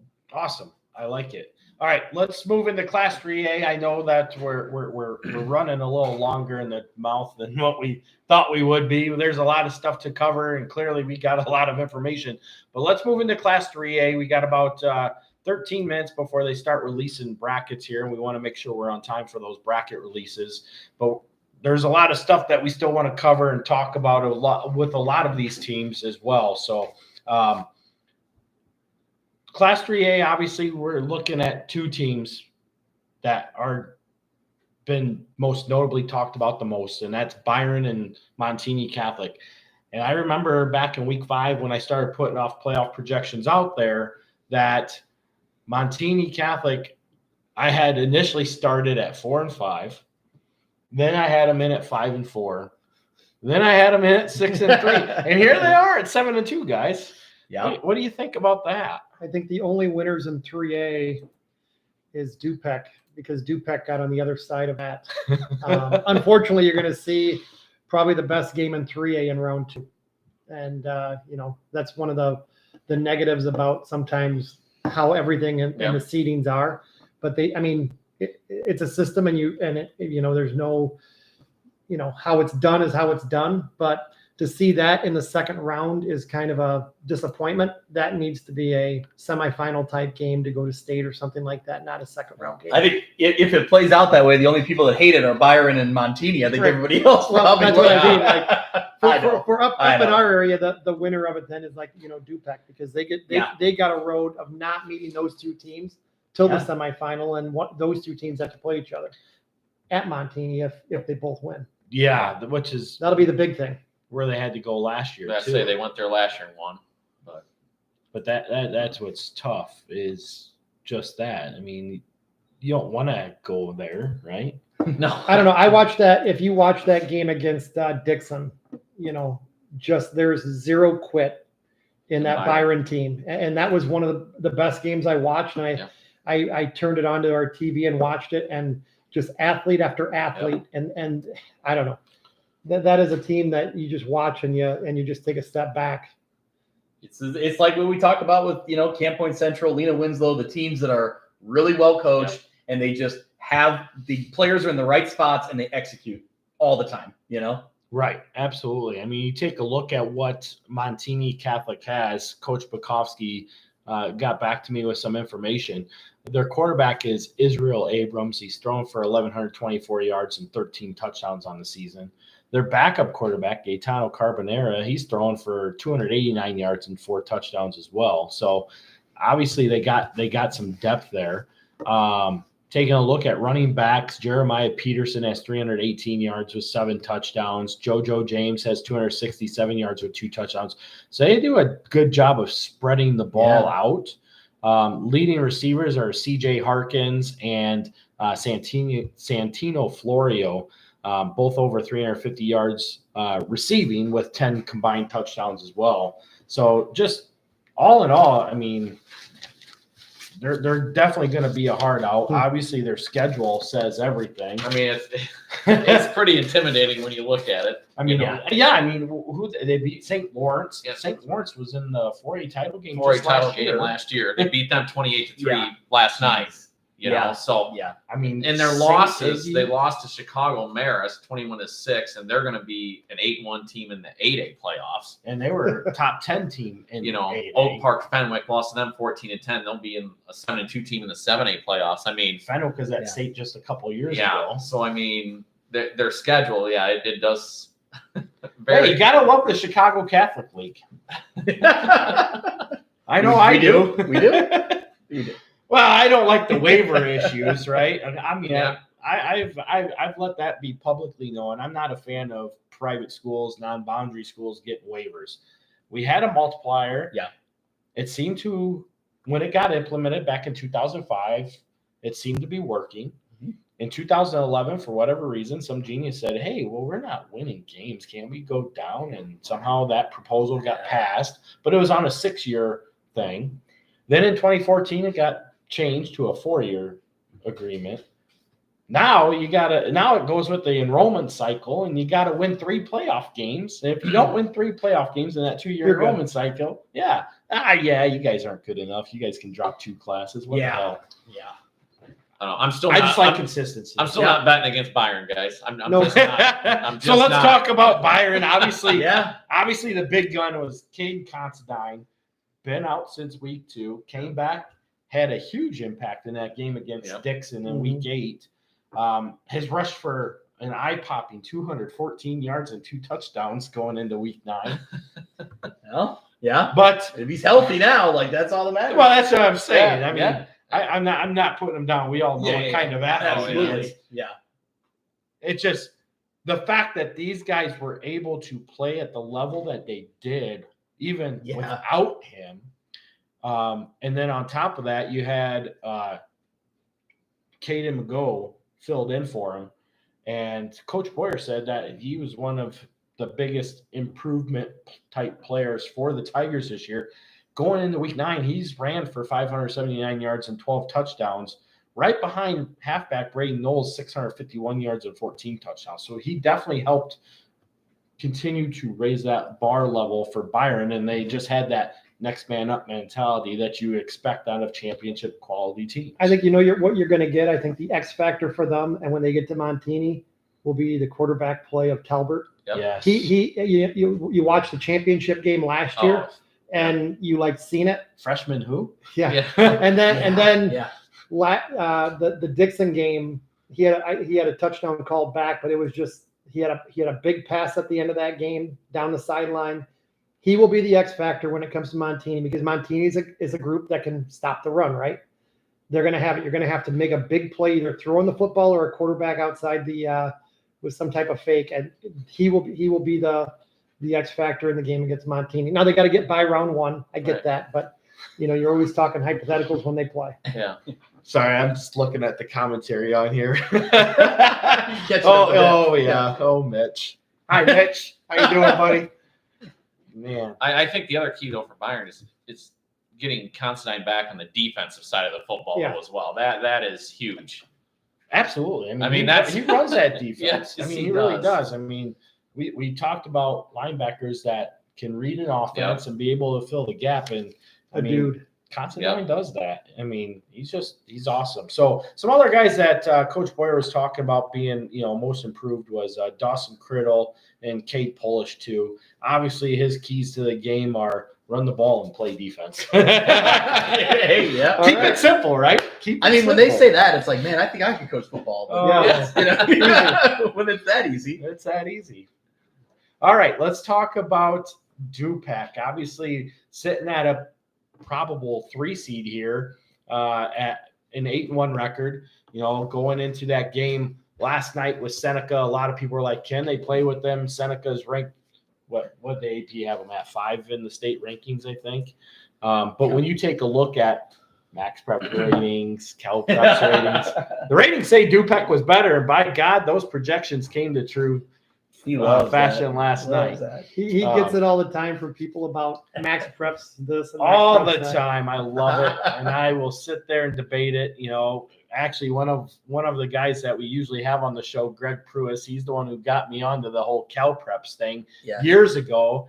And the funny thing is I used to give him shit all the time. Like, Cal Preps, who gives a shit about Cal Preps? And now here we are. But it's not the end all be all, but it does give you a good look at stuff behind the numbers. You know, you don't have to worry about the X's and O's and the Jimmies and the Joes. You're just looking at straight, unbiased numbers. Now, does it feed you lines of BS at times? Yeah, it can. You know, but at the same time, take a look at what you have going on, and more times than not, you're going to find yourself having success taking a look at how those numbers lay out. Ryan says Greg. Oh, Greg. But, you know, anyway, obviously Cooper Hoffman been a dude for, you know, since taking over for brother Hunter Hoffman, and has now set the new NUIC career mark in total touchdowns. Threw for 4 touchdowns last night. And for those watching, that was not in running clock time, just so you know. Sorry, got to throw that jab in there. Has set the new career mark for total yards as well. So total touchdowns and total yards. He's the one that is at the top of the list. But he's also closing in on some marks for career passing yards. He's not far off from passing Hunter Hoffman, his brother, which he should probably do in their first playoff game, provided he does not get hurt and or they utilize the pass game, which they should. They're about a 60-40 run to pass type team. But he's right there. I mean, he could be a kid if he can get on a roll here, and taking a look at, like we talked about, they're kind of set up with what could be a decent run for the Rivermen in what is a senior year. And then, you know, you combine that with like Jackson Diedrich too. And it's amazing what they have available. But we're getting in on the 8 o'clock hour. And I know we didn't get to really go into 3A as deep as I wanted to yet, but we're definitely going to touch base because there's a lot of good teams in 3A to talk about. But like I said, I want to be able to release the brackets on time because that's ultimately what we're all here for. And with that said, the 8-man rankings have already been released. Joe, do you want to let those go out for us? We can do that. All right. Are these the brackets you drew up like 5 weeks ago? And you were exactly correct. And Kyle as well. Kyle is too. But yeah, I've been, I don't know about 5 weeks ago, but a couple weeks ago for sure. All right. All right, so 8-man bracket. Here we go, folks. Number 1 seed Pawnee will be taking on the number 16 seed Edwardsville Metro East. Moving down the bracket, number 8 seed St. Anne will be hosting number 9 seed St. Thomas More. Defending state champ, the Amboy Clippers, they'll be the 4 seed hosting Biggsville West Central. That's the last 2 state champions meeting in the first round. So interesting nugget there. Yep. Number 5 seed the Martinsville Blue Streaks hosting Milford Cissna Park. Moving to the bottom of the bracket, it'll be the number 2 seed, the Polo Marcos, taking on the Alden Hebron Giants. 7 seed West Carroll will be taking on the 10 seed Flanagan Cornell Woodland. Number 3 seed, the Ridgewood Spartans, will be hosting Kincaid South Fork. And to round out the 8-man bracket, the number 6 seed, the Millersville Missiles, will be hosting South Beloit. So it kind of worked out the way that we said, which really was no surprise because when you take a look at seeding 8-man, it's, well, provided 8-man follows their own bylaws, it's pretty easy to figure it out. Yes, it is. And they do a good job of it. And They how do. It should be done. And they do a 1 through 16, just like a lot I of people love like. the 1 through 16 Right. instead of 8 in the north and 8 from the south. Because Yes. we'd have a lot of complaining to do right now if it was Yeah. 8 in the north and 8 in the south. Oh man, it was bad. So we got about 6 minutes or so before 1A gets released. So let's dive back in. What are some other teams that we're definitely looking at that could make? I mean, we could look at the quarterfinals. I think we can all agree that there's probably 9 teams really that could be the final 8 teams in that quarterfinal bracket. What are some of the teams that you're really set on? Let's go matchup by matchup real fast and see what we got. Go ahead, Greg. I want to ask about that West Carroll, Flanagan, Cornell Woodland matchup. So Yeah, that's an interesting one. right, because West Carroll, I don't have their schedule pulled up right in front of me. I'll have to pull it up. But in their like what you'd call like opportunities for signature wins, they did not get the job done. Right. But other than that, they've had obviously a great season. To beat who they should beat. Yeah. Yes. So I start looking at that matchup and Flanagan, Cornell Woodland. Without looking, I'd have to pull up their They schedule lost too. to Ridgewood twice, and they Okay. lost to Amboy. That's So it. that's- so that's it. who they've lost to. Yeah. Now, do they? So they've beaten the teams they should beat Okay. pretty handily. Yep. So they, I mean, do they really have a signature win on their schedule either? Not necessarily. If you want to say, I mean, West they Central beat would West be Central, yeah. the biggest one. So that's the matchup that I wanted to ask about, I don't know if you have any thoughts on that. I'm picking the Falcons over the West Carroll Thunder in this one. I just think they're a little bit more physical. I think they Yeah. played a tougher schedule. Yep. And I just, That's kind of where I don't know. Yeah. I'm leaning Flanagan in this one, guys. I just am. So That's kind of where I was leaning. But I think it will be one of the better games of the first round, though, for sure. Yeah, I'm leaving the caveat for like West Carroll could surprise me. I would like to be surprised, right? They can Right. They certainly have an opportunity here, but I just haven't seen it in a marquee matchup I yet. think that's a team you root for. I mean, Absolutely. after everything they've went through and Oh, they for sure. they came through this year, they're a team you root for to get a win. But I mean, the cool part of them is they got in. They get to prepare for a playoff game. Right. No matter what happens this year, it will build that excitement into next year. And they get a home game. And they get a So, home yep. game. Yeah. Well, I mean, and going back and looking at FCW, for instance, talking to Coach Reed, they've lost a lot of their players from last year in the backfield, but they returned pretty much everybody up front. Right. So what's easier to replace, your offensive and defensive lines or your running backs and quarterback? I mean, it's one of those where if you have a good line, your good line is going to make your running back stand out, right? We talk about that all the time. for sure. Anybody can run behind that line, right? Well, we talk about some of the teams not, even in 8-man, or you talk 1A. I mean, you throw us behind that line, I think I could get about 1,000. maybe not right now, but back in the day. But I mean, that is where it starts and stops a lot of teams. Is 8-man is a little bit different in that, I would say, to where that is more you're trying to create one-on-one matchups with your best athlete and Right. their best athlete, and you're trying to get, because you don't have that extra safety over the top. To where in 11-man you have that extra safety over the top, to where your line, I think, is a bigger issue. And 8-man, it's who has the best one or two athletes, and you can win with that. And that's one of the things where you look at the Villagevilles and the Amboys and the Polos and that, and they just always have a good line, and they have that one or two players that you got to worry about. So, it's going back to one of those things, Jay, and I think me and you were talking about that, and I know me and you have definitely talked about that, is, the top 4 teams, outside of shuffling between each other, have not really fallen out of that top 4 all season long. No. And going back to projection models and what you look at, and this is where it's hard. This is where it truly is hard, because your East Division and your South Division and 8-man have only played each other, where the West Division and the North Division have played in closed divisions. Right. So that's where looking at projection models and ratings can get a little out of whack until you start to open up into that playoff field and start to get these common opponents playing each other or getting into those head-to-head matchups. But when you take a look at the top 4 compared to the rest of the field, right now they're projected to be 2 touchdown favorites over the field. And you've got 3 of them sitting in the same side of the bracket. Yep. Well, that's where you look at Milledgeville and South Beloit, I believe, have played. So you kind of have an idea where that's going to be, right? Have they played? 60 Yeah. to nothing, Yeah. So 40-0. I mean, whatever. Same difference. Hopefully South Beloit can get the ball first and score a touchdown, right? Yeah. Like we talked about earlier. But what you're thinking in your head is, what's Milledgeville and Ridgewood going to look like? Yep. You know, I mean, looking ahead, and that's what we do. We're Yep. not coaching them, and there's going to be an upset or two, like there is in every playoff. Right. But it's like, I don't see it in the Milledgeville South Beloit, but would you think of Milledgeville beating Ridgewood is a huge upset? You know what I mean? And then you move on to the Polo.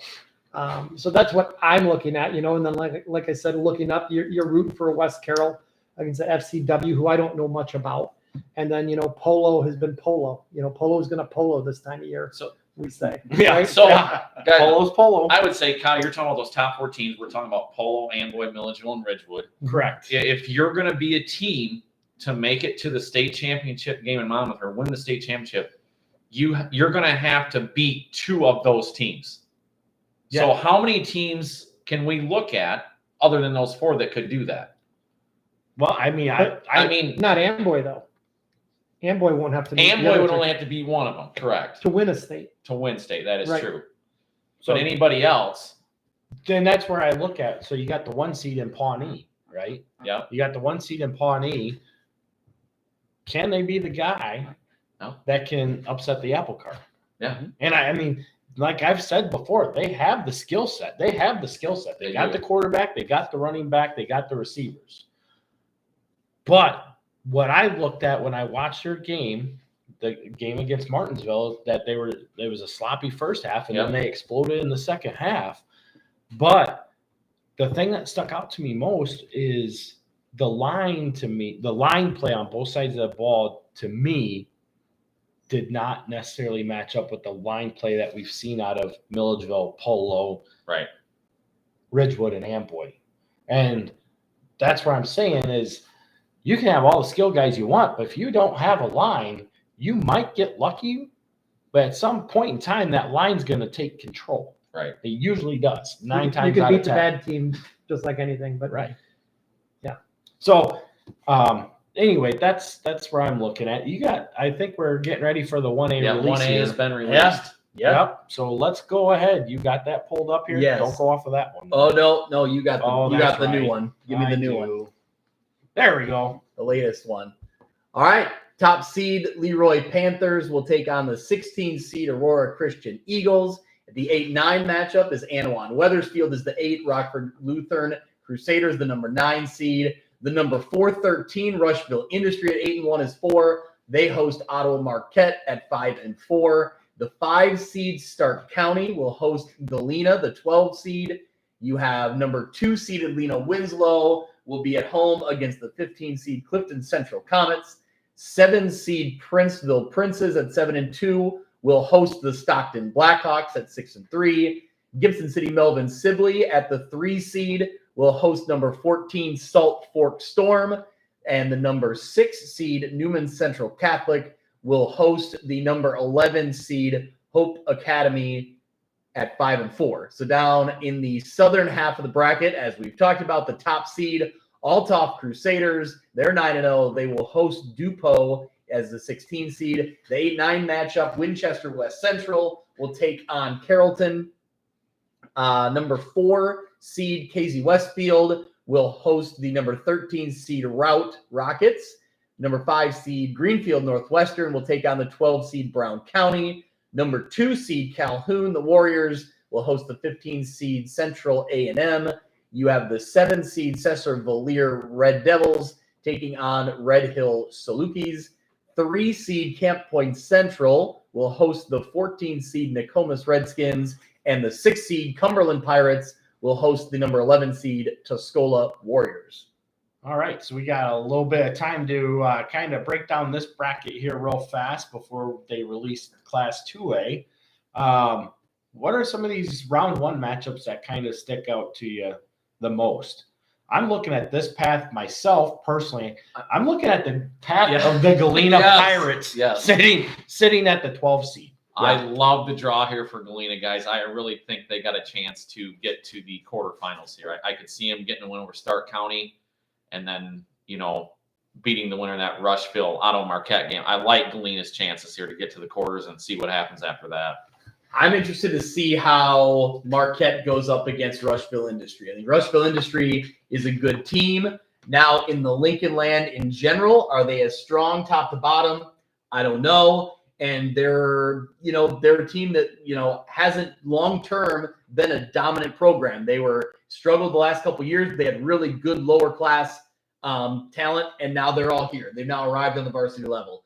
So I want to see how Marquette matches up against them. Marquette played a really tough game against Seneca early in the year. They played Seneca twice. Yep. They lost to them both times, so that's half their losses. Right. But they played them really tough in at least one of those matchups. So, I mean, there's a little bit of something there. But yeah, I think if, Galena's been battle tested in the Northwest Upstate Illini, let's see what they can do here.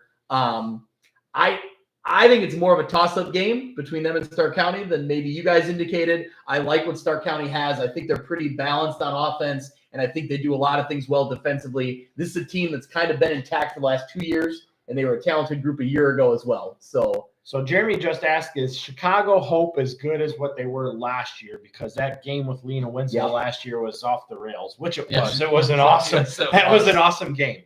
Unfortunately, I don't see where Hope Academy has been as strong it didn't seem like it this year, no. as last year. But when you take a look at their first 2 games of the year, they went up against some bigger schools. They played Chicago Simeon and they played somebody else. I can't remember who it was. They came away with losses.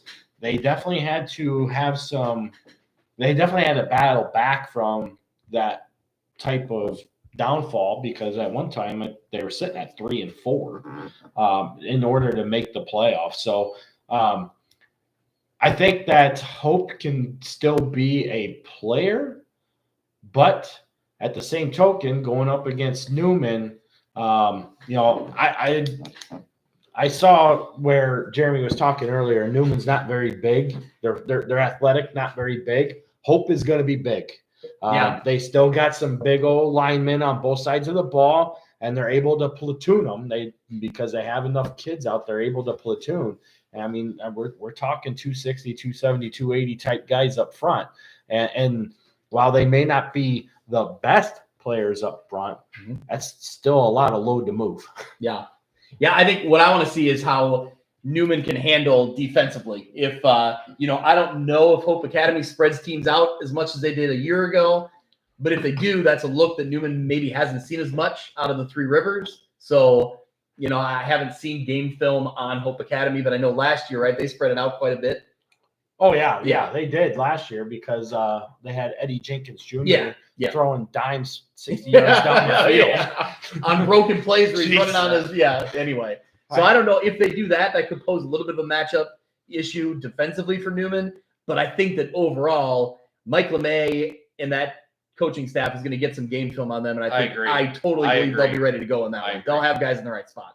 For me, it's the Stockton-Princeville game, because I think how it would be an awesome round 2 if Stockton can find a way to win and host Lena at Stockton. Yeah, those are always fun, and I think that's a game where you'll see a very large crowd and everybody will be at, because Stockton is a team that physicality-wise can do things, and if they played Lena very well the first time, and if they can get to round 2, if they don't throw a couple interceptions like they did in that game, you never know what can happen. But I mean, that'd be a round 2 matchup that I would love to see. Yeah.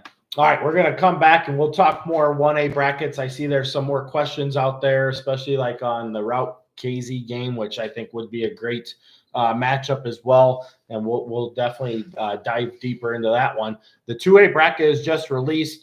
Greg, you want to go ahead and give us those? Oh, sure. I did so good last time. You did great. Absolutely. All right. We got Farmington as the top seed. The Farmers 9-0 hosting DMAC, Deer Creek Mackinac 5-4. The 8-9 matchup, the one we thought would happen. Here it is. 8 seed Rock Ridge Rockets will host the number 9 Eastland Pearl City, both 7-2 teams. The number 4 seed Elmwood Brimfield will host the 13 Oakwood Comets. You have Moments at 5 at 8-1. They'll take on Dwight, who you've seen in person. Dwight sitting at 6-3. Number 2 seed Bismarck Henning at 9-0. They will take on Erie Prophetstown, the Panthers at 5-4 back in the playoffs. Seneca, the 7th seed, the Fighting Irish 8-1. They host El Paso Gridley, the Titans at the 10 seed. Number 3, 14 matchup, Tri-Valley, the Vikings, 8-1, hosting the number 14 seed Bloomington Central Catholic at 5-4. Number 6 seeded Chicago Christian, the Knights, 8-1, take on the 11 seed Illini West. The Chargers won 6 in a row to get into the playoffs here. All right, down on the southern half of the bracket, Johnston City, the Indians, a team I used to cover when I was in Southern Illinois. They're the 1 seed, 8-1 against Red Bud Musketeers at 5-4. The 8-9 matchup, Warrensburg-Latham hosting Carmi White County, the Bulldogs. The number 4 seed, Pana Panthers, taking on the 13 seed Shelbyville Rams. The 5 seed, Vandalia Vandals against the number 12 seed Sangamon Valley, the Storm at 6-3. The number 2 seed, Moreau Forsyth, the Trojans, always here and always a tough team in that southern bracket. They will host the St. Teresa Bulldogs at 15. Number 7 seed, Chester Yellow Jackets. The number 7 seed, they will take on the 10 seed Westville Tigers. 3 seed, Quincy Notre Dame. The Raiders at 8-1 will be at home against Flora, the number 14 seed.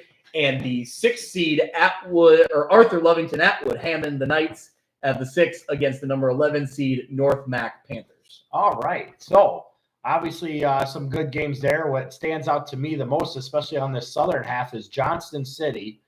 You know, I had some people saying that all I do is talk down Johnston City, and I simply just talk factual information. But being in that 1 seed, they definitely have a very favorable draw, and I really like their opportunity to make it at minimum a quarterfinal run, which is kind of what I expected it to be when taking a look at this stuff. Yeah, real quick on Johnston City, they're the champions of the Black Diamond Conference. Only loss this year was to a 4A Dixon team, which I give them credit. They stepped up and took the matchup when they didn't have to. Right. So, and they still draw the 1 seed at 8-1. They're, a ground and pound team. We're very familiar with, their kind of style in this area. Senior Nolan Causey, junior Jace Weaver have combined for more than 1,700 yards and 21 touchdowns. Shout out to Sports Central, Darren Kennard, for hooking us up with information. Darren and I go way back. So appreciate the info there. But yeah, Johnston City's one of those teams too. Like, the program has the pedigree, right?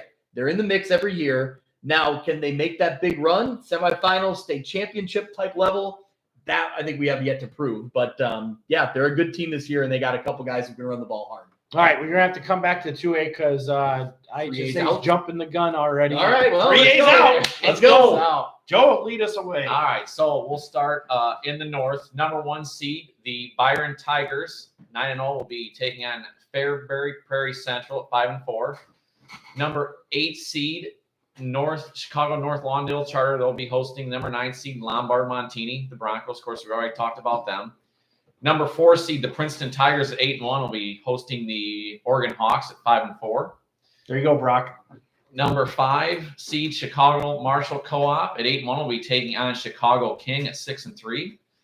The number 2 seed, Wilmington, perennial power in 2A. They're in 3A this year. 9-0, they'll be taking on the Stillman Valley Cardinals.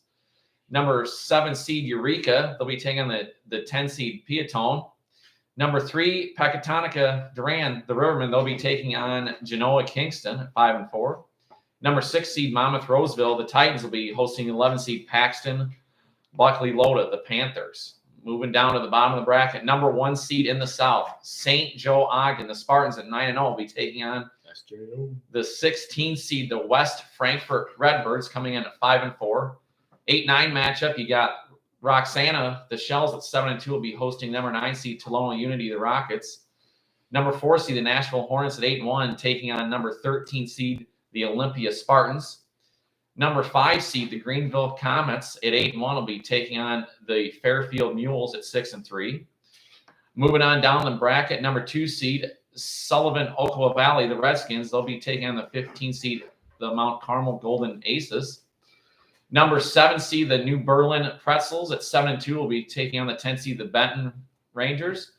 The 3 seed, the Williamsville Bullets at 8-1, will be hosting the 14 seed, the Carlinville Cavaliers.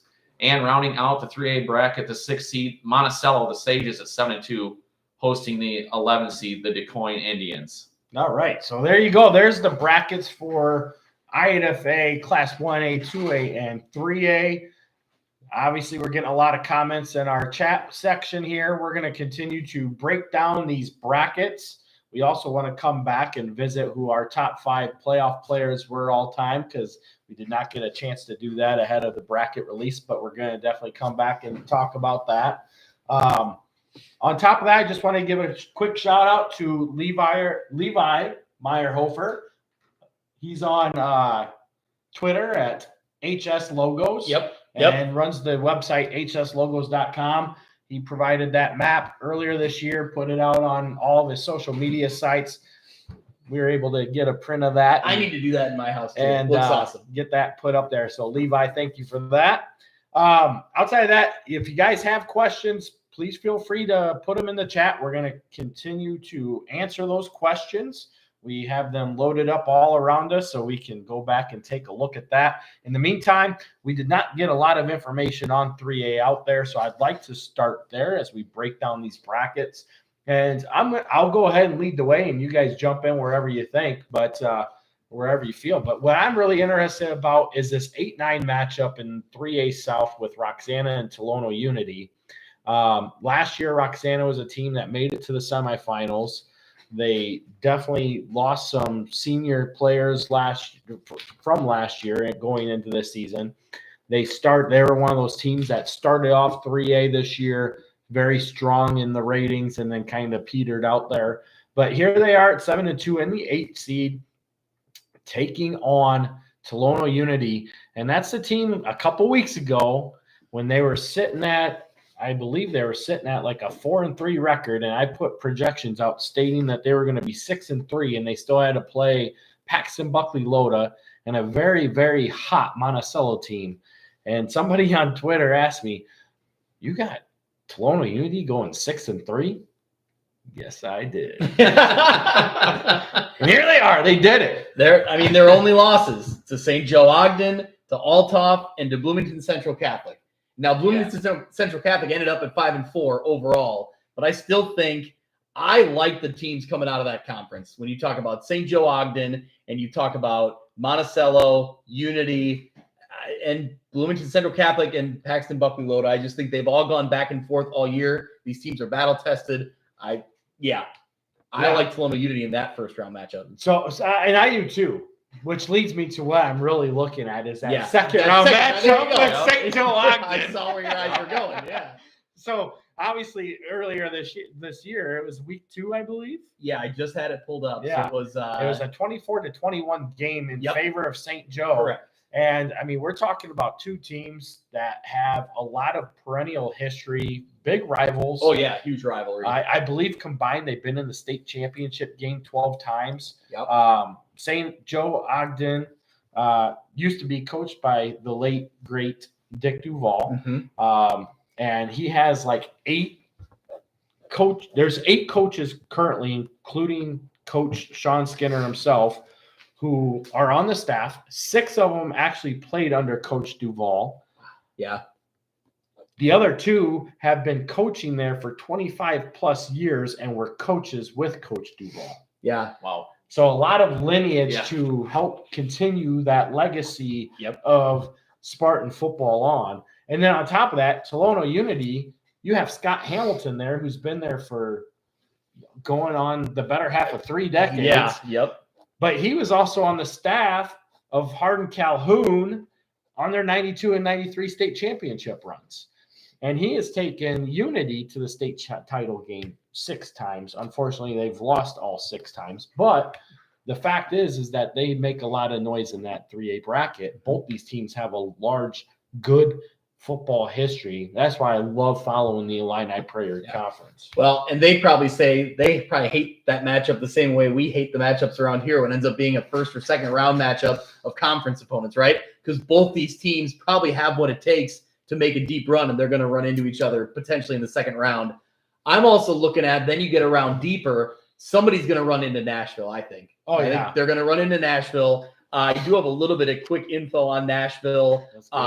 Senior running back Samuel Colbum surpassed over 1,000 yards this season, 18 touchdowns in 8 weeks. Hayden Klingeman, a dual threat quarterback, passed for 1,000 yards, rushed for 500, combined for 15 touchdowns. That was through 8 weeks. They were the champions of their side of the Southern Illinois River to River. So, Yeah, let's see, they're 8-1. They won 7 in a row following a 20-16 loss to 4A Carterville. So a playoff team in Class 4A. So a good resume. Obviously, Nashville's in the mix every year down there in the south half. That's a matchup I think we're going to see down the road in the quarters. Yeah, and quietly sitting here at the 3 seed. Yeah. Just getting ready to say, I was waiting. I was waiting. We all were, yeah. Quietly sitting here as Coach Coons' Williamsville Bullets.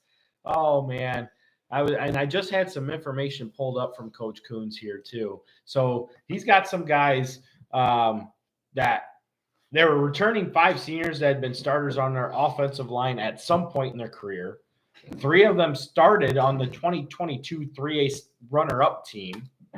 One of those guys was Corbin Stewart, started as a guard in that 2022 game, broke his collarbone, and missed the rest of the season. So he didn't start in the state championship game, but he was a starter on that team before he broke his collarbone. During basketball that same year, he ended up tearing his ACL. So this is the first year that he has been a full goal since all of those injuries combined. So that's a lot of preservation there. Credit to him. Jeez, yeah. And he plays center for the Bullets this year too. Left tackle is Matthew Crouch. He's a 3-year starter, all conference player as a junior. You got Carson Beatty, who's a 3-year starter. He was a center as a sophomore, tackle as a junior, and this year they transitioned him to being a tight end. Mason Buckman is a 2-year starter. Last year at guard. This year he's playing at defensive tackle. And then Carson Kill is a 2-year starter, both years at guard. So, they got a lot of skill guys up front that can definitely get some things going for them. And then, defensively, they've played really well all year long, except the Byron game that they lost 41-3. Everybody was all go on that game, and Byron put their lickings on them. But they feel that, their defensive back returned 3 starters from last year, and Nathan Tonelato, Dylan Ferris, and Caden Matson. Gage Paul and Griffin Lyles also lead their team in tackles. And their outside linebackers of Braddock Cates and Andrew Donnellan have been first-year starters on defense, but they've really have been outstanding according to Coach Coons as well. So very interested to see Williamsville here. Obviously, looking ahead, that 6-11 matchup between Monticello and DuQuoin. I mean, we're talking about a Cullen Welter Hall of Fame style coach, the only coach ever to win state championships at 2 public schools. Coley Welter will be referenced again in this show. Awesome. I promise you that. That's awesome. I have a note. So anyway, we'll get there later. So, but DuQuoin is also one of those perennial teams that you continue to see down south. In the 90s, they definitely had a big run of title game, at least a title game appearance. They're state champs in 88 and 92, runners up in 86, 94, 95, 02, and 08. Yeah, there you go. See, I remember that because I was a little kid watching those games. Qualified 35 times for the playoffs. Wow. So, yep. So, I mean, the lineage of history here for DuQuoin definitely, to me, this is one of those marquee matchups that you're getting in round 1. And, of course, they get to play it in Monticello. So, good game there. But whoever wins that game then is going to sit there and look at Williamsville dead in the eyes, and that'll be interesting to see that one play out. Because I think whoever wins that one is definitely going to get to the semifinals. Yep. Up in the north, we were talking about it before. You got Dupec. Yep. Has a pretty good path, but one of the teams that we're looking at is Monmouth Roseville, as they sit in that 6th seed and could create a lot of issues too. So as much as we've talked over the years about Dupec's skill positions and maybe they don't always have the line, is this a matchup problem for Dupec with a team like Monmouth Roseville, where there's a lot of teams they could handle, but this may be the wrong matchup? Yeah, I don't like the matchup for Dupec if they get to Monmouth Roseville. I saw them last night against Newman. Their line just dominated that run game. It kind of would remind me of Dupec not being able to beat Lena Winslow earlier in the year. Yeah, in a way. fair. Like Monmouth Roseville's run game, I think could be too much for Dupec in this one. Yeah. When I looked at it, I thought, man, like Dupec, there's a lot of teams in that list, that I think that they, could make a run, and that just may be the wrong one. Ultimately, though, I hope those two match up because it's a fun for our coverage area. It's a fun crossover between two conferences that don't always meet up. So Right. And Kyle, how about Wilmington, a perennial 2A power? Again, 9-0 once again, bumped up to 3A. What are your thoughts? Where do you see them playing out in this 3A bracket? Honestly, if you want my honest opinion, I think Wilmington can be one of those teams that has the ability to give Byron and Montini a shot. Wow. Because they play the same type of physical Yeah. style of football. Yeah. And they have a lot of returning starters from last year's 2A state championship team. And I mean, let's be honest, Byron is still very much good, but they're not the same Byron they were last year. I mean, they're strong. Don't get me wrong. I don't want to, but every year is a different team, and this is a different Byron team. They're still good, but that line that they had last year, I mean, they had some really, really good seniors that really helped lead them last year. Not saying that they don't have that leadership this year, but I do like Wilmington. The Farrell kid is a hell of a running back, has over 3,000 career rushing yards. Not surprised to see them in 3A as much as people think, because in all honesty, outside of the last 3 years, they had been in the 3A playoffs. I mean, we're not too far removed from 2014 when they were 3A state champs. So, but yeah, their last 2 state titles in 21 and 23 have both come in Class 2A, but they're not too far removed from being able to compete and play in the 3A playoffs. So I do think that Wilmington can be a major player in these playoffs. And taking a look at their draw, I feel that they're definitely going to be in the quarterfinals, barring injury. Well, and speaking of good draw, I did go ahead. But I know where you're going. Philip Johnson, a loyal listener to View from the West, shout out to him. He just mentioned Princeton's draw. You absolutely have to bring that one up. They're the 4 seed, and they go up against Oregon, so the 13 seed, 5 and 4, sure. But then you have a 15-12 matchup between 2 Chicagoland schools. Right. Oh boy, And Chicagoland schools making the second round. So there you go. So that you gotta love that if you're Princeton's matchup. Yeah. And if you're Princeton, you're not going to have to play both Byron and Montini. You're You only gotta going to play have to play one of them. And is there something to the fact that they won't probably be as beaten up as the other one will be going into that quarters matchup? Now that's not everything. Obviously, Montini and Byron are still uber talented. Oh yeah, but you still have the letdown game. You play that game thinking that, and I mean, that is just a thing in sports that you have. I mean, everybody talking about it. We're talking about it. Mm-hmm. You win that game, you have the letdown game. Yeah.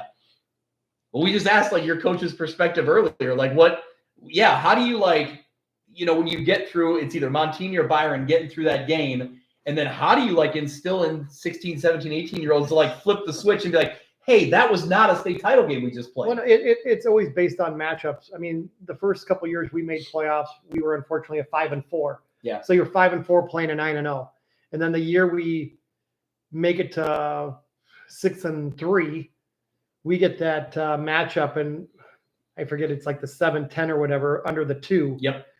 Lena was the 2, the 2019 team. So it's like, hey, congrats, we were able to beat Hope at Hope. Right. Yeah. Your round 2 is now probably one of the best teams you watch play in the last 20 years, right?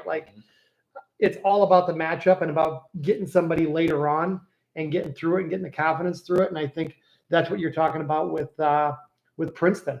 They can get through a round and 2, and then Byron's going to play Montini, and the winner of that's going to feel, okay, we won that game. We're going to state, and you got to play that letdown game. Yeah.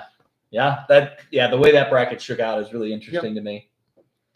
Oh man, I'm just going through some messages. We got loyal listeners all over the state right now. That's awesome. That's great. The WIBC's lighting us up. I mean, we got Greenfield, we got Carrollton, we got Calhoun. We've been talking about Route. We got everybody watching. This awesome. is awesome.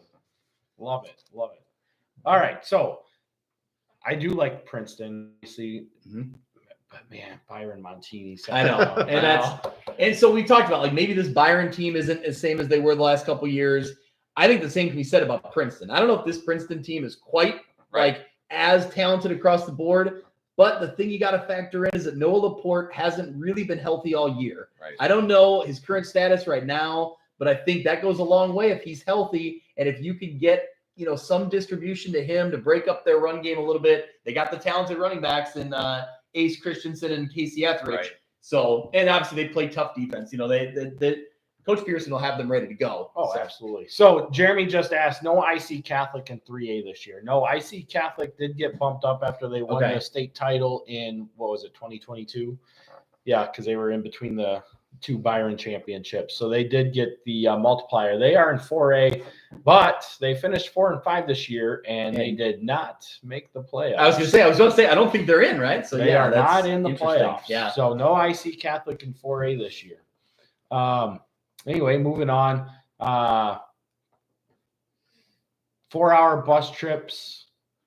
Ooh, I don't know. I like 4-hour bus trips. I think if you ask any coach in being a coach, I will take the 4-hour bus trip than playing somebody I played right next door to me.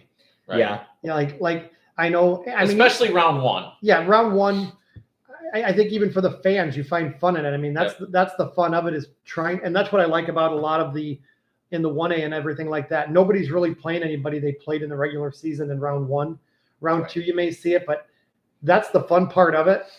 Like having the 2-3 hour bus ride, going to someone you haven't seen, doing that, and then if you win the bus ride home, right? So I don't know. I see no problem in it. What is interesting is that so we're talking about Kewanee going to Richland County. They're the 5-4. Kewanee's 5-4. Richland County's 9-0. Kewanee's one of the few teams that we covered that goes into the Southern bracket. Macomb does. I think Geneseo does once in a while, oddly enough, because they get bumped into 5A. But I think it's interesting that that's where they fall.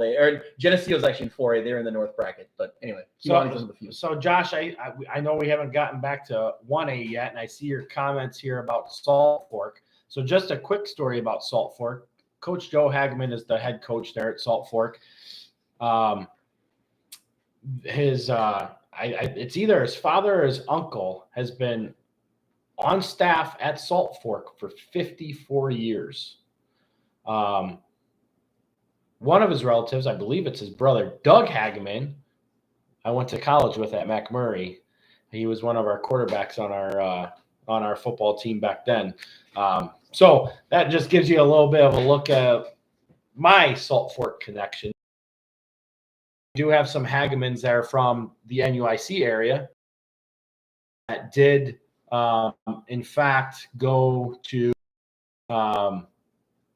they're from that Catlin Salt Fork area. So pretty cool things there that kind of lead up to what we got going on. But anyway,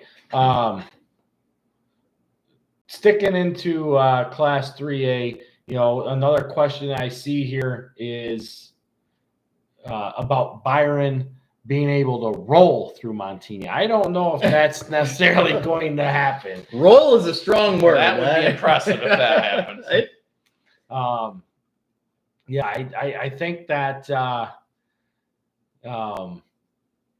I think that's going to be the matchup everybody's definitely looking forward to, is that Byron Montini matchup absolutely. As far as the North is concerned. Yep. As far as the, I grew up in the 1 through 30 era. I think you played a little. I know you played in it. You played in it. Coached in it. I played in the and that's the other thing. I played in the quadrant, so it was like 8, 8, 8, 8, 8, 8. Oh, and that was absolutely. I mean, it's even worse. Yeah, we had the. If you were 6-3, you barely made the playoffs type thing. I know that's going way back, but that's your other option. A lot of times is a quadrant system, and it's like going from even 1 through 16 is way better than a quadrant. Right. 1 through 32, I think is great. That's where you'd want to see it, but 1 through 16 is still better than the quadrant system that they used to do. So anyway, my comment was I think that the Blanc bus rides creates a lot of memories. I also feel that you get a little bit of a Illinois State history lesson because you get to go to towns that you never get to go to. So you're getting a little bit of a different geography look at what you see around the state. I mean, I remember I mean, we played Carthage back in Carthage's heyday, so you went on the road to get your ass kicked, and then you came home. And but I mean, even after we were eliminated, I mean, I went down to Sterling Newman. I mean, granted, Sterling's not that far from here, but I watched Galena there, and then I came back up to Milledgeville, watched Carthage play Milledgeville. The very next year, the year after I graduated, that was the year that Dakota actually made the semifinals for the first time. We played Verdun, we played El Paso, we played Carthage again. Mm-hmm. I mean, and we went on the road down to Alexis too. And I mean, making those road trips, I mean, that was fun. I mean, you got up on a Saturday morning, you're full of piss and vinegar. You packed the cooler and you hit the road and away you went. I mean, it was fun. To me, if your team's in the high school football playoffs, and to me that takes up your whole Saturday, whether the game's 45 minutes away or 3 hours away. To me, you're basing your whole Saturday around the game. So what does it matter? Right. That's how I've always looked at that.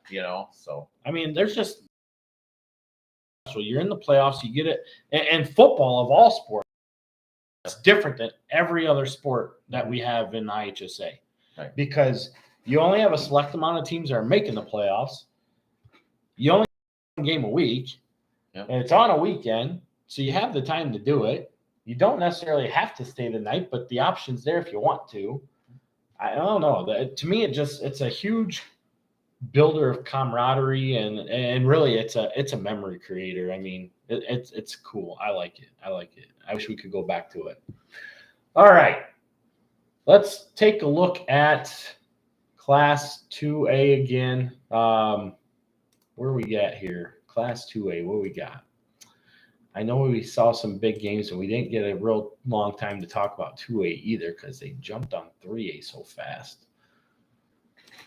But what do you see in Class 2A that really stands out to you outside?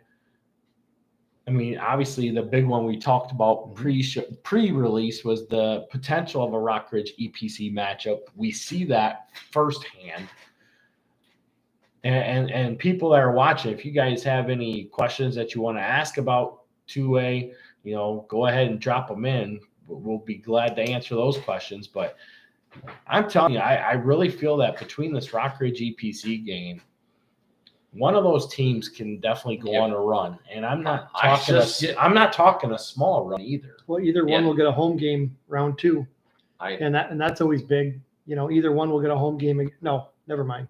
Rockridge would have to go on the road, most likely. If EPC would win. If EPC wins, they get to be in Lanark. Right. But Rockridge would have to go to Farmington. Right.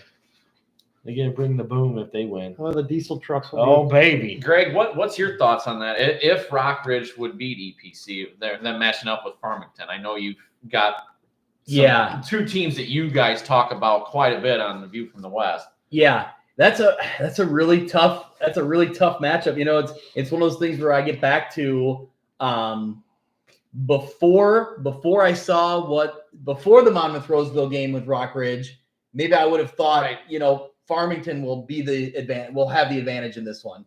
But then you see that result, and we've been really impressed with Monmouth Roseville. So for Rockridge to get that win, then I think your mindset kind of flips a little bit. And you think they're in the Three Rivers and they're coming out of it with a 7-2 record against the Farmington team that's 9-0 out of the LLC. But man, I think they come in pretty equally matched, and it gets back to Rockridge wasn't as big as Monmouth Roseville, but they were athletic up front. That was all I heard about how they won that game, or that was what I heard most of how they won that game. So if that athleticism on the defensive side of the ball can, wreak havoc on Lane Wheelwright, now you got to be able to contain him, right? Because even if you have receivers covered and he scrambles and he's kind of making plays out of nothing, you got to have a defense that can contain him. And I think Rockridge does a pretty good job when teams want to run against him. So,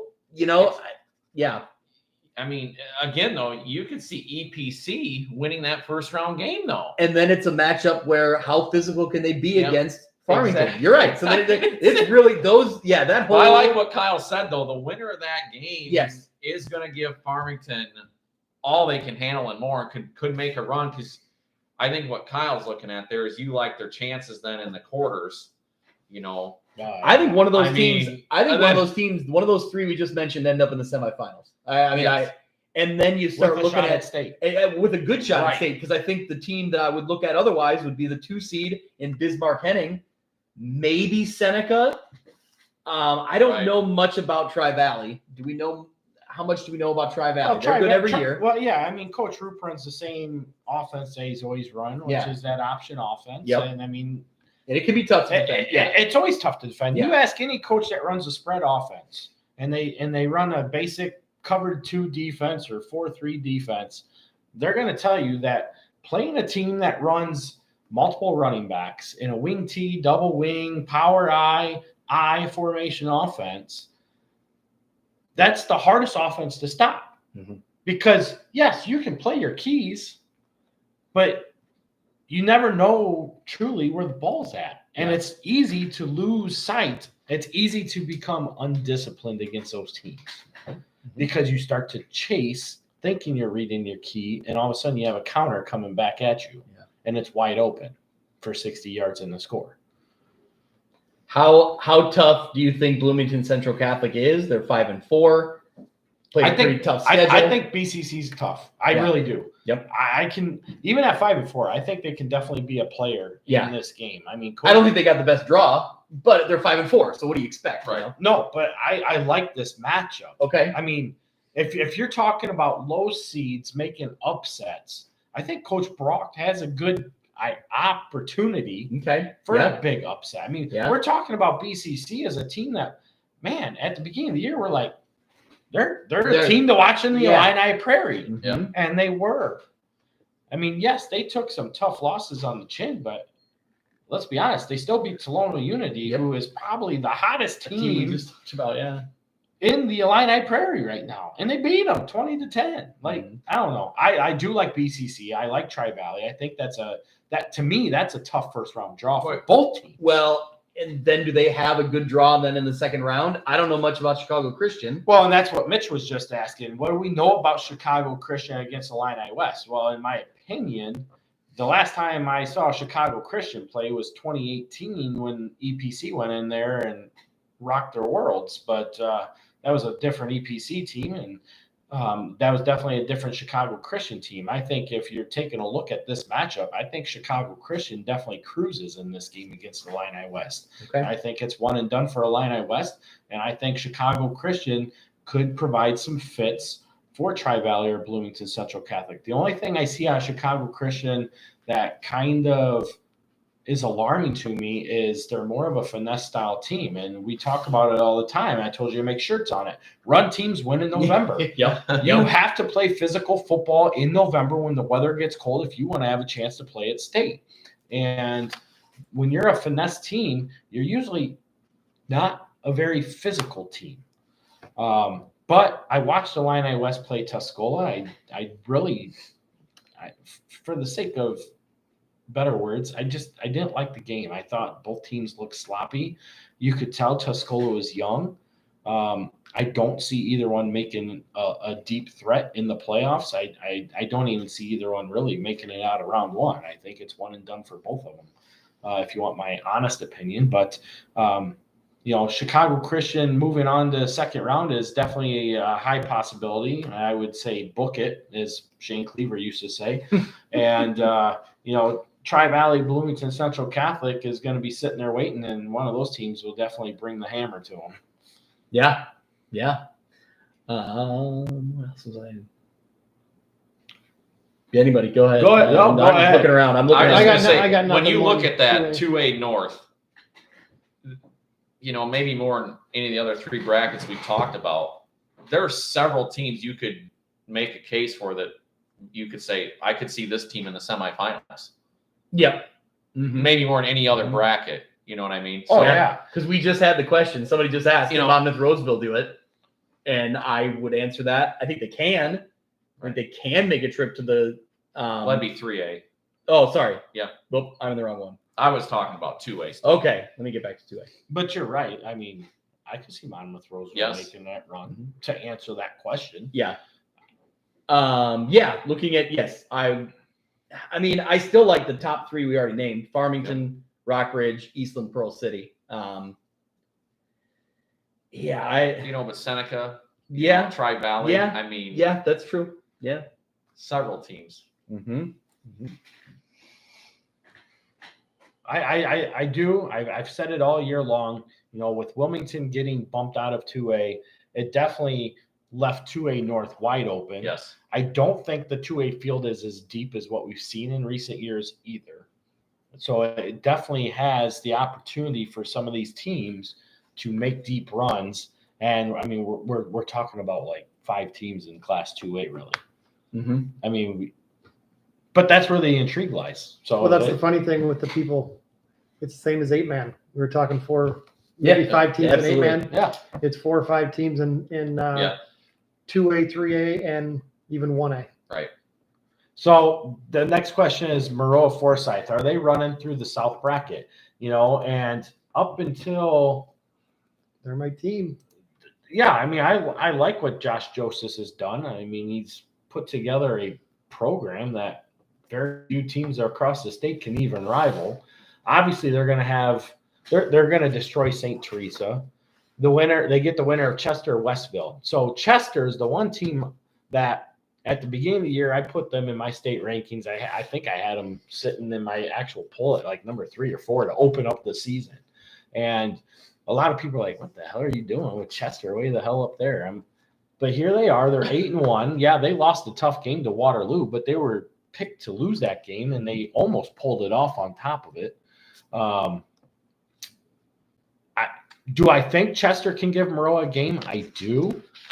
But at the end of the day, Maroa is still the team I'm going to pick. And really, the team I'm looking at coming out of that little quad is Quincy Notre Dame. That's where I was going. Yep. That's what Because I was Quincy Notre Dame was Yep. 4-5 last year. They made it 4-5. Yes, they got bumped in round 2, but still, they were a 4-5 team that won a first-round game a season ago. They pretty much returned everybody this year. They moved into the Central State 8. They blew up that conference. Yep. Literally blew it up. Their one loss is to Quincy. And Yeah. Quincy's unreal. And Quincy's in 7A, ranked Mhm. number 1 in state? Number 2 or Number in 2? there got seeded number 2. But Okay. yeah, they're number 2 ranking, I think, as well. Yep.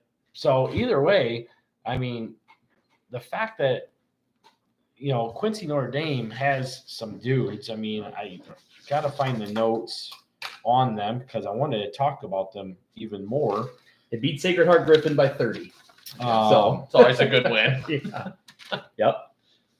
Yeah, I got to find my notes, but I mean, they are definitely a team I'm looking at to be really a big problem in the 2A field. I mean, in all honesty, QND is the team for me, I feel, is going to be making it to the state championship. Yeah, I like Quincy Notre Dame down there as well. Just looking at their resume and the way they've stepped into that conference in the middle of the state and played well in that game over Sacred Heart Griffin. And now SHG's only 5-4, but I still think it was, a road win, a signature road win for the Raiders. So Yeah, I just wish I could find my notes because I had a lot of good information on Quincy Notre Dame that I might have to come back to. But really impressed with what they got going on. And I feel bad because Coach Cornell gave me a bunch of information. I know he's probably watching us right now. And they got to be in here somewhere. I'm fiddling around with it. But, oh, here we go. I got it right here. There you go. Aha. Don't worry, Coach. I got you. So right here, big stats. Taylon Scott, inside linebacker, currently sits at 362 career tackles with 60 for a loss, 7 forced fumbles and 6 fumble recoveries. Wyatt Mueller is 171 tackles with 9 interceptions while missing 5 games as a junior with a broken leg. Those are his career stats, by the way, not his season stats. He returned before the season is over. Both these guys have been 3-year starters, 2-year captains. Wyatt is actually one of the guys going to Illinois State on a full ride, and Taylor is returning as an all-state football player and a wrestler. Is that actually the coach right there? Yeah. That is a great beard. Yeah, that's Coach Cornell right there. That is a great beard, coach.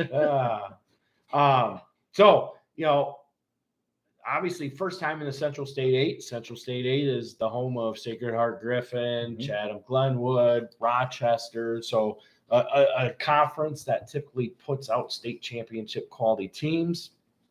And yeah, they got the dudes this year. They got the dudes. I think so. Yep, absolutely. All right. So anything else in Class 2A that we can see? I don't know what the chat room says. So what do you got in the chat room here? We're talking about Moreau. Thoughts on Brown County versus Greenfield. People are asking about that's a 2A game, right? That's 1A. So Or 1A. and Okay, we'll get there in a minute. 1A. Yeah. All right. Yeah, people were talking about Moreau a little bit. Yeah, that's kind of the latest. You got the brackets pulled up still? I can, yeah. All right. I forgot because they messed up the 1A bracket, so I have to go to that new one. There you go. There we go. All right, so let's take a look at Class 1A, rolling back through. There were some questions about Leroy. Somebody said Leroy's making it to state, and I can't argue that question. I can't argue that question at all. I would say being at the 1 seed and Lena Winslow at the 2 seed, I think you're looking at a potential clash in the semifinals between those two teams. Yep. It'll be interesting to see how it all plays out. Obviously, when you get in the playoffs, you have to have a string of luck. You got to hope you're healthy and not have injuries, and you got to get hot. Exactly. You got to get hot. And Leroy has been hot here. You got click on their record. Yep. I think we talked about it earlier. What was their closest game? You said was a 21-point 21-point win over Gibson City. Oh, yeah. Yeah. And that was a game that, I almost dead nailed that one. Can't remember. Somebody asked me for, it was Bo Evans asked me he was covering the game for Leroy, and he asked what my take on it was. So I gave him my projections and my prediction, and I picked it to be like 30-14, and it was 34-13? Yeah, 34-13. So I pretty much was dead on that one. Leroy's differential this year, 405 points scored, only given up 62. Yeah, so they obviously they play very defense. legit. Very legit. And I think if I remember correctly, I think Coach Zalesnik said that their defense, most of those points have come on their second string. Yeah, I think that's right. Yeah. So that's very impressive. So they're as far as the question with Leroy making it to state, I definitely feel that Leroy is going to be a team to watch. Let's see. My buddy Ryan, what did he say? He says he's been telling people to watch out for Tri-Valley. They look nasty. They were missing 5 or 6 starters due to suspensions for the first 2 games of the year versus Bede and Leroy. So that makes a lot of sense. Yeah. And like we said, Coach Roop is no stranger to the state championship game. We watched them lose to your guy in 2013, which we'll talk about in a little bit here. Yep. And, they came back with that dominating 2015 performance where they won state. And what was it? It was 2 years ago we were down there. They were at state. Yeah. No, 2022 or was that with 21? Maybe 2021. Yeah, they had that quarterback that just was it quarterback, running back? I can't remember. I know his name. We kept talking about him, but man, they almost pulled off the upset in that state championship. Oh, it was against St. Teresa. Yeah, it was 22. Okay, I don't know if I was. It was 22. You weren't. I was there. You weren't. I was gonna say okay. You weren't there, but we talked about it. I know we talked about it. Yeah, but that was that was a hell of a game. Mm-hmm. All right, so we talked about Williamsville. We talked about that. We're going into Class 1A. So Class 1A, I know that we have a lot of questions from Class 1A. And let's see. Josh, I don't know who you're talking about being a 3 seed. You'll have to I don't know. Yes, they're a 3 seed. We've talked a lot about it, but Leroy's up there. And obviously, Lena Winslow, that's where the conversation starts, right? But then when you're talking about who has a chance to play with them, hang with them, I think Leroy, and I think Newman. That for me, if I had to pinpoint some teams there, those are the teams I look at. I just was looking here, guys. I was show the playoff history on the IHSA. Newman and Lena now have both made the playoffs 23 consecutive years, and they both have 6 state championships. Wow. Now, granted, Newman's not all those were 1A. Lena's all been 1A. Yeah. But Wow. just impressive. 23 straight seasons for both teams in the playoffs. Well, if you think of the Newmans of the 90s and all that, they go way back from being a power. And, I think Newman only missed the playoffs 1 year. One year they were 4-5, like 2001. Yeah. But it's just it'd be quite the matchup if those two would see each other in a quarterfinal game for sure. That'd be awesome. With all that history, Absolutely. All right. So, Jacksonville route. That's the question people keep talking about, which is great. I'm glad that we're getting a lot of WIBC love here tonight. So route, obviously they had the tough loss, and I apologize. Earlier I said that the game was in Jacksonville. It was actually in Carrollton. Carrollton was the home team today. Okay. So I was wrong about location, so I will serve that up. But, I've talked to Coach Creviston, and, his son is the quarterback, Kellen Creviston. They have some other good players. Jace Laudeman's one of them. He's been a little banged up here recently. Not sure to the greatest extent of what those injuries are. But at the same token, Route's one of those teams that can be scary. I mean, like we talked about earlier, they were a team that played right there neck and neck with Camp Point Central. Yeah. But then they were the same team that gave up 61 points to Brown County. Yeah. So that's kind of what I was going to say. So I looked at how close we talked about how close that game was, and maybe the Route 60 points. Sorry. Should have won the game, and we phrased it as Central escaped, right? Camp Point Central escaped that win. But then, I wanted to see kind of Route bounce back and grab a signature win, and they really didn't. No, I take that back. They got the win over Greenfield, but it was the next week against Brown County they lost, and then they lost again in week 9. So they ended their season with 4 playoff teams. So they played really tough teams down the stretch. I guess, you look at it as they have now the opportunity to get those learn from it, get those playoff or get those big wins in the playoffs now. Yes, absolutely. So I guess you look at it, it's been a tough stretch, right? I mean, 4 playoff teams end their season, including that heartbreaker to Camp Point Central. So the question is, can they beat Casey? And I watched Casey play. I can't remember who it was. You want to pull I can pull up. Can you Yes. pull up theirs? Yes. I watched them play, and I felt like Casey ran a spread style is Mount Carmel. Okay. So I watched that game that they played against Mount Carmel where they beat them 50-14 back in week 7. I was actually intrigued because I was hoping it was going to be a better game, especially considering Mount Carmel was in the state championship game last year. Absolutely. But, when you lose a Division I player, that carries your team. Yeah. It's a significant loss. But I felt that Casey played really well. They're one of those teams that likes to go out there and they like to sling it. They kind of mirror what Route does. Okay. So interesting matchup then. Yeah. Yes, it is.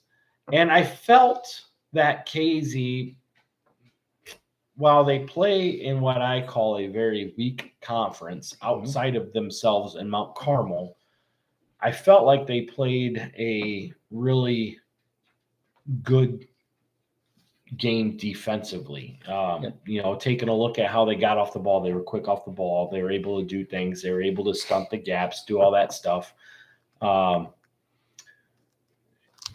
But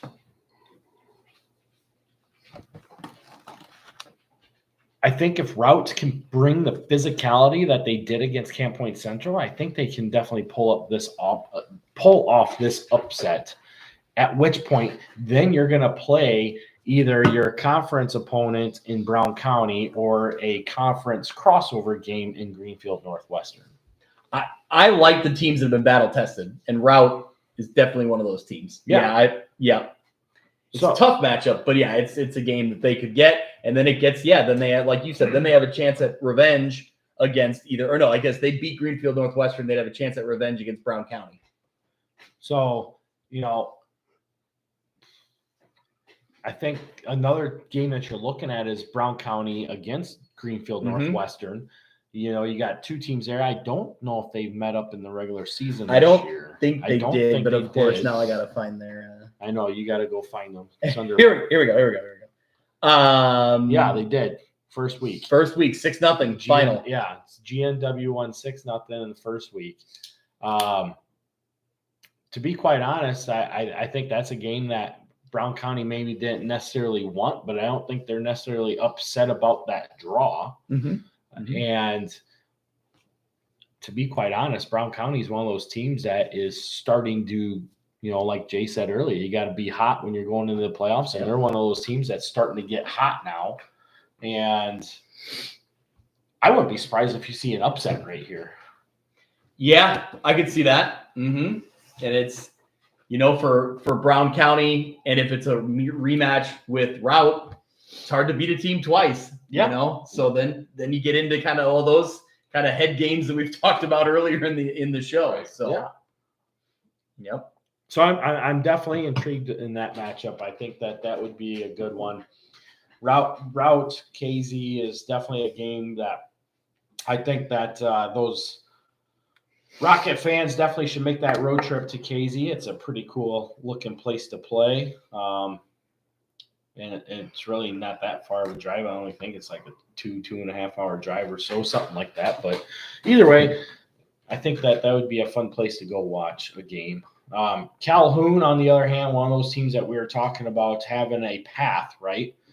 I think their path to the quarterfinals is pretty much set in stone, where the team that they're going to run into is their counterpart in Camp Point Central. Just that bottom quadrant there, I think that's bookended for Calhoun and CPC to meet in the quarters. Which I'm intrigued to see how that matchup goes, because then we're talking about a WIBC team back in the semifinals, which we've seen how many times in the last 5-6 years. So interested to see that. And then obviously, Althoff, to me, Althoff just runs that top side through the quarters. And then I'm interested to see that matchup with the winner of Calhoun CPC potentially in the semifinals. Top half of the bracket, we talked about Anawan, Weathersfield, Rockford, Lutheran. We went pretty well in depth on that one. You were talking about your boys in the crew playing Rushville. Talking with Steve Killalay, one of my buddies from Academy. The Killalays. Good family. Good family. Great family. Mikey was on one of those teams that got their butts kicked by Forreston. But one of their kids might have been on the team that almost took down Forreston too. Unfortunately, they could have been. It's not been a great matchup for Marquette over the years. But anyway, I can't remember if it was Matt Surdich or Ryan Waller once said that Marquette Academy was the NUIC Killers. They had a good run in it. They got some wins. And I told him, I said, wait till you play Forest. We haven't. So I'll be honest. I don't know much detail about Marquette's personnel. I know they had a win against Dwight, then they lost to Dwight in week 9. So get this, they played 2 teams twice. Ryan just put up their killers. So they've played Dwight twice, they split, they played Seneca twice and lost both of them. And then their other loss, I'm trying to remember off the top of my head now, because they're 5-4. But anyway, it's been an interesting schedule in that way. They beat up on Seneca, or they beat up on St. Bede, who was 2-7 this year, not very good. Their other loss was to Aurora Christian in week 1 of the season. So also ended up at 5-4. Sorry, Josh. I know you were on the 2016 Lena Winslow team that also got derailed by Forreston. That was 44-7, right? Quarterfinals. That was a good Forreston team, man. That was a good Forreston team. But I talking to Steve Killalay. Yeah. The that Marquette team, like you said, they're battle tested. Their record doesn't really fit who they truly are. Yeah. They're better than what their record is. I would not, and like you said, this is an interesting matchup. How good is Rushville Industry truly? So we can go through it real quick. Like, we didn't really get into the details go. on it. They're a team that in the fresh soft level, I had heard that they rolled through scores, or they rolled through people last year, putting up huge numbers. Nobody could touch them in those fresh soft games. And so the question was, would that translate? And it week 1, they played Stark County, and Stark County comes away with a pretty convincing win. So you kind of had a question mark of like, what does this mean? Well, then they've run off 8 straight wins. Right. Rylan Rhyme holds a junior over 900 yards through 8 weeks, 15 total touchdowns, also 65 tackles on defense. So he's doing, a little bit of everything for him. Braden Downs is a senior running back, over 800 yards, 8 touchdowns. Jordan McGinnis with another 9. And then you have Caden Jones with 50 tackles. So between him and Reimholz, getting a lot of production on the defensive side of the ball. Average scoring this season, they've only outscored teams 31-24. So for an 8-1 team, to only have outscored people 31-24. Now, look at the positive side. They played a lot of tough games, played a lot of close games. But once you start playing really good teams, playoff time, yeah, that's something to kind of look at. So, Jay, you're a coach, and you've played in some big games, and you've coached in some big games too.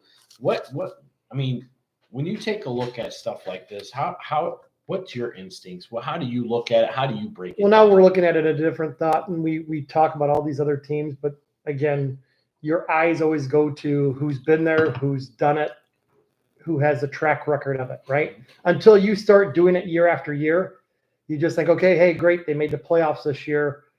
Are they going to get a win or two, right? I mean, your eyes go to which team is going to meet that second or third round matchup against, the talk is Leroy, the talk is Lena, our eyes directly went to Stockton hosting Lena round 2. How cool that will be. Now, do I think Stockton has a chance against them? Yeah, just because you pick a Saturday. I mean, we've seen some crazy stuff happen. I mean, you remember a couple years ago, it's been probably more than that, right, Kyle? You were at Stockton Salt Fork. I remember that. Yeah, I remember that. Everybody was waiting for that third round matchup because Stockton was that 9-0 team. Lena was, Lena, right? But that was the small and big, and everybody talked about it. And everybody started looking ahead or thinking of that. And Salt Fork came in there, and you could have heard a pin drop in that first half. And you just waited for Stockton to do something, and they didn't. That's the thing you got to think of is the battle-tested teams will be there at the end, and they normally always are until you see a team that, you see a young team that maybe got second round, and now this year they bring everybody back. But your eyes still go to the teams that have done it now, us sitting out. That's what I look at, right? Who can knock off Alena? Who can play with a Leroy who has great stats? If Leroy is who Leroy shows they are, they're going to meet a Lena in the semis. And then you got to think of, well, who will have the home field, right? Who will have that? Does Lena have to make the trek to Leroy, and make it a tough game like Lena last year had to go to Hope? I don't think that game's like that if Hope goes to Lena. You know what I mean? Right. So that's always big come playoff time of who's going where. But my eyes still go to who's Leroy playing, who's Lena playing, and who can knock off Lena in the and pick one off. And my eyes go to Stockton round 2. That's the biggest game if they can both get there. But Princeville will have something to say on that too. Right. Because they're the 7 seed over the 10. Yeah, I definitely agree with that. Man, here's a question for you. Oh, I'm ready. Coach Yupst. Yeah. How long has he been at Marquette? He's been at Marquette, I believe, since 2012. Okay. I can look back. And he came from Marquette from Morrison, correct? Not directly. No, okay. he had been at Ottawa High School. He was at Morrison. Yep, in the late 80s, okay. I believe. And then he made a stop somewhere else. He was at Ottawa High School, and he was like an assistant coach under his brother for years. And then he retired from teaching or from being, if he was a superintendent or he was some kind of administrative role, retired. and then Marquette had an opening, and man, he's been the best thing that could have ever happened to that program. So quick side note about Marquette. They always wear the Roman numeral 16 on their jerseys. I talked when about that this year. Yeah, actually. when Coach Yup showed up at the first meeting, they had, I think at the time they had like 12, and then showing up for the first day of practice, they had 16. That was his first year they competed with 16 kids, and they made it through. And here they are. They're the smallest competing 11-man school, and they're in the field, once again. Good for them. Private school. 20, I'm kidding. Here we go. 2012. I nailed it. Are you proud of me? I knew that. I Right out am. of my head. I'm Yep. just Yep. kidding. I got obviously you included, but I got a lot Oh, of no. friends from the Marquette Academy. Yeah, they were. I'm sorry. They started or he was there in 2010. I was thinking the first time they made the playoffs was 2012. Which was with the 16. Yeah. The team is 16, right? Or was that That was the 10. When they were 0-9, they went 2-7, and then the next year. But I remember that story because I believe it was Steve who told me that story that they wear that 16 Mhm. to honor the 16 kids Yeah. that kept the I know some of program those going. kids. Yeah, they're Yeah. really well. So and I that's a mean, cool story. that is a cool story because honestly, being at Dakota and having low numbers this year, that was one of the references that we brought up this year. And I said that we talked about Akron. They went to back-to-back quarterfinals in 2016, 17. Yeah. They only had like 17 kids. Mhm. Obviously, you guys played that way, and you guys were in the Three Rivers Conference at that time. Yeah. Was and it still the Big Rivers at the time? It was, yeah, they had maybe switched back to Three Rivers. And then what kind of led to the success was that they got out of the Three Rivers and they were facing more 1A competition, 1A, 2A instead of the kind of the 3A. Well, I think everybody always talks about numbers of a team. If you're bad, Yeah. I mean, coaching that we had, my first couple of years, we weren't a very good team, but we had, mid to high 30s, right?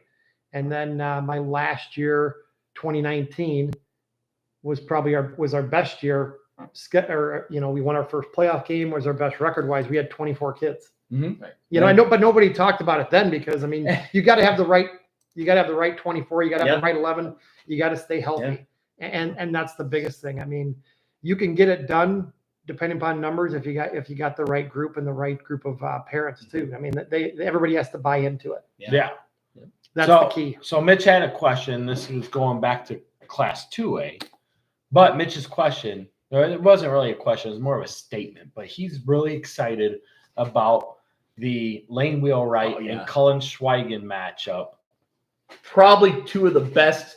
I would say they're both in the conversation for best quarterbacks that we cover in our area. You got them two, Braden Little thrown in the mix. I'm sure somebody's yelling at me because I'm forgetting somebody, but those are the three names that really pop up into my list as far as best quarterbacks that we cover. So yeah, that would be a really fun matchup to watch. Yeah. And defensively, two really good defenses going up against those quarterbacks. Right. Who can win that battle? So Right. Yeah, no, absolutely. That's awesome. Yeah.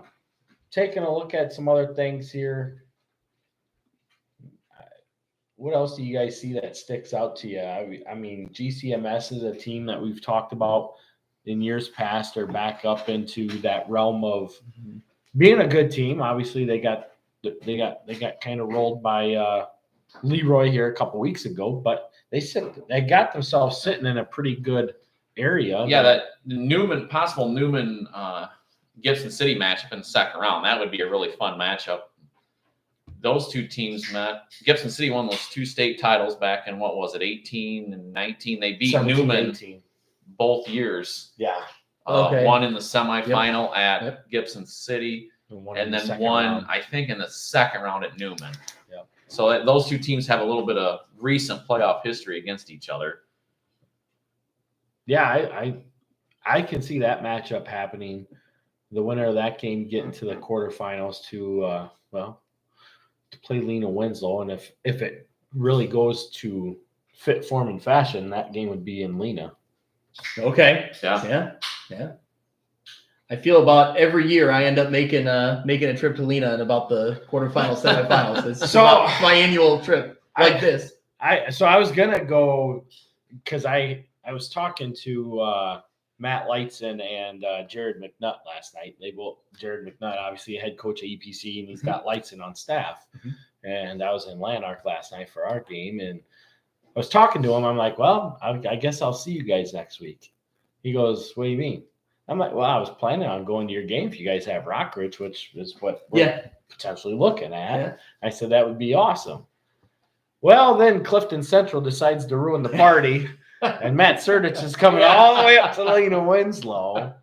That's that one little thing can have that, trickle down effect. There you are. So I'm giving up going to see a game I really want to see to go see a friend who I want to meet up with. So it's kind of one of those tough things, but I guess I'll be in Lena on Saturday to go see Clifton Central.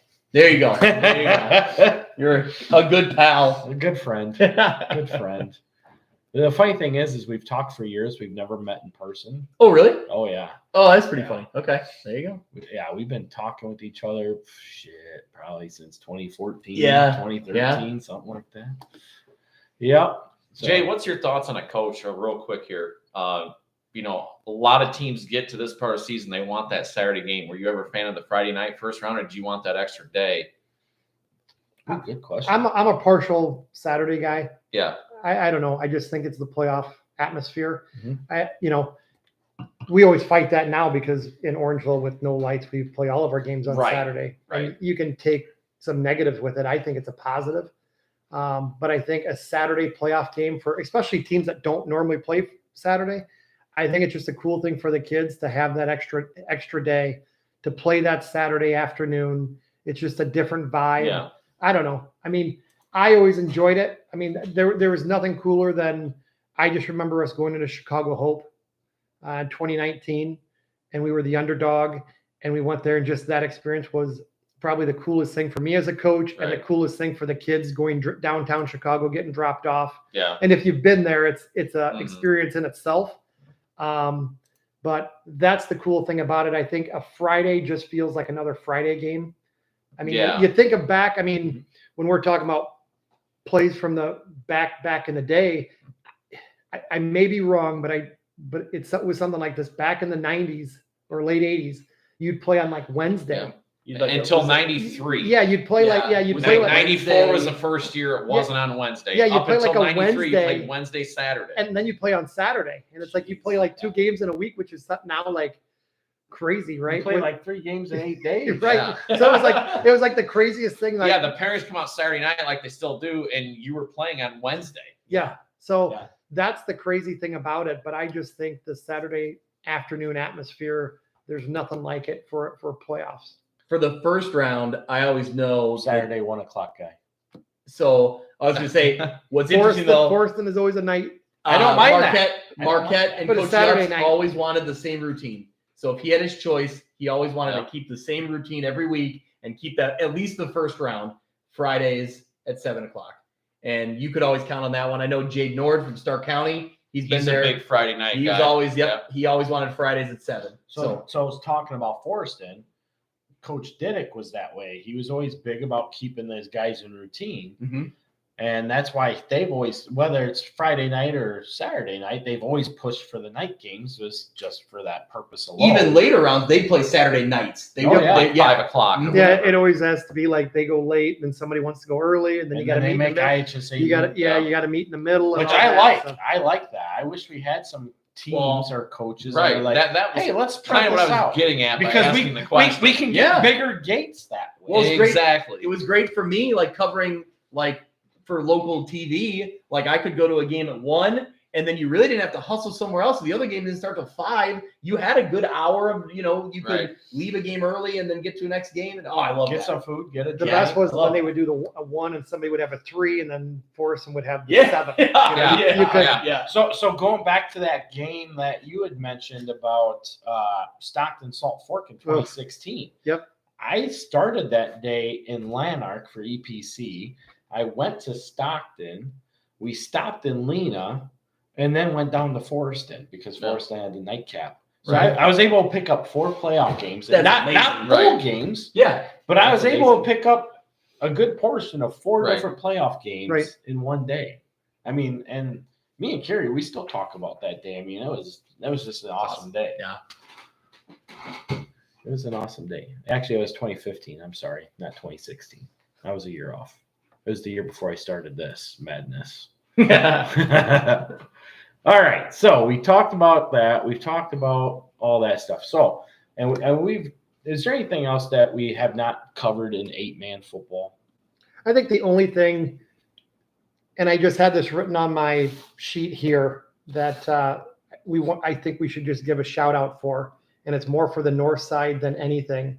But if you watch the news last night, Freeport, first time in the playoffs since 2008.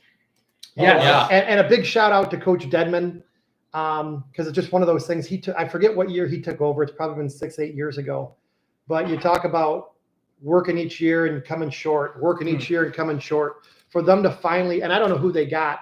I don't know if you can pull up the 5A. They're the 11 seed. They They're got at the Woodstock 6 seed North. Woodstock North.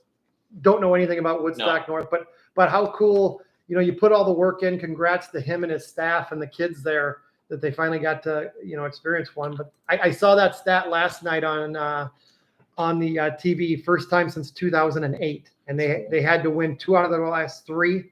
And they won last night, and big congrats to those guys. So that was one of the questions that Was it? Yeah, Josh actually.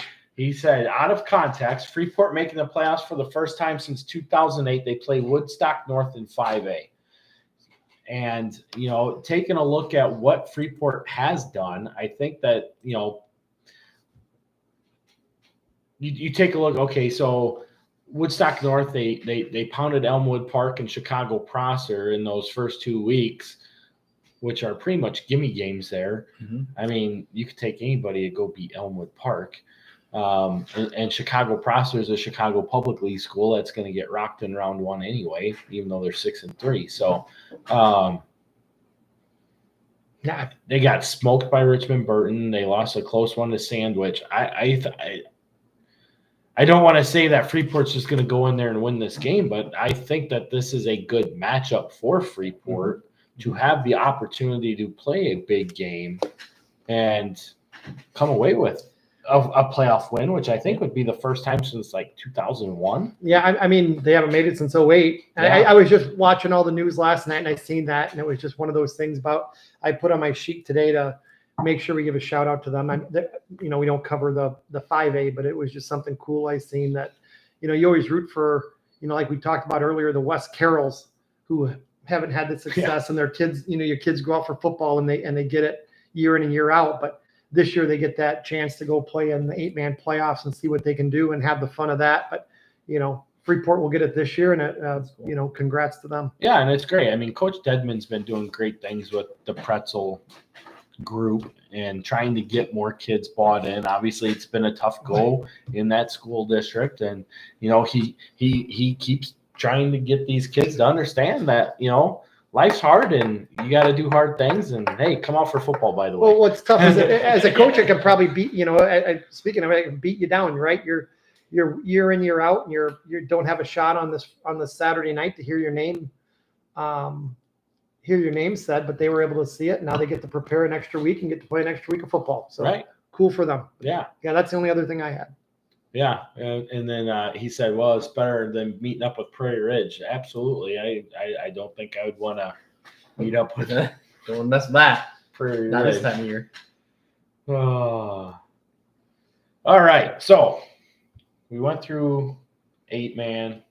Went through everything, Kyle. We've gone through it all. So one of the things that we have not done yet is we were going to talk about our top 5 teams, but before our top 5 players. Yes. And then we still got to go through who we are going to predict to win our state titles. But before we do that, we wanted to make an announcement. Myself and Jay are going to start up a new podcast called NUIC All Access, covering all NUIC sports, male and female. And we've already lined up our first guest speaker once we get everything put together. And it's going to be former Orangeville great Tessa Janicki, who is working her way to become a U.S. Olympian in women's hockey and is an All-American at Penn State on top of that. Yeah, we should see her here, hopefully. I mean, that's the goal of it. She's played on all the U.S. Hockey teams going to the Olympic, so that I think that's the end game. That's the end goal. But our goal, mine and Kyle's, is to promote the young kids that have put their time in and not just doing what Kyle has done for football, but doing it for every sport. You know, we talk about the success of a lot of volleyball teams, and they don't get the shout out or talked about enough. And we're getting into basketball season for boys and girls, and then also some wrestling stuff. And then we're going to hit up baseball and softball and stuff like that in the spring. So we've talked about it and everything like that. And it was always one of those things we finally decided to pull the trigger on it. And hopefully we can, and if there's guest people that you want to hear from, we'll try to get them on. But we thought it'd be cool, to we have connections on people, and we hit up Tessa, and she was all for it and ready to go. So we're getting the platform set up on that. And once we have everything completely set up, we'll make it go. But we'll have a social media presence. We're going to get a YouTube channel. We're going to get ourselves out there on Spotify as well. That way we can get the podcast there. We can get it on YouTube. We already have the Zoom stuff all set up. So getting everything the way we want it, the way we need it. Got Kara in the background working on different graphic designs already.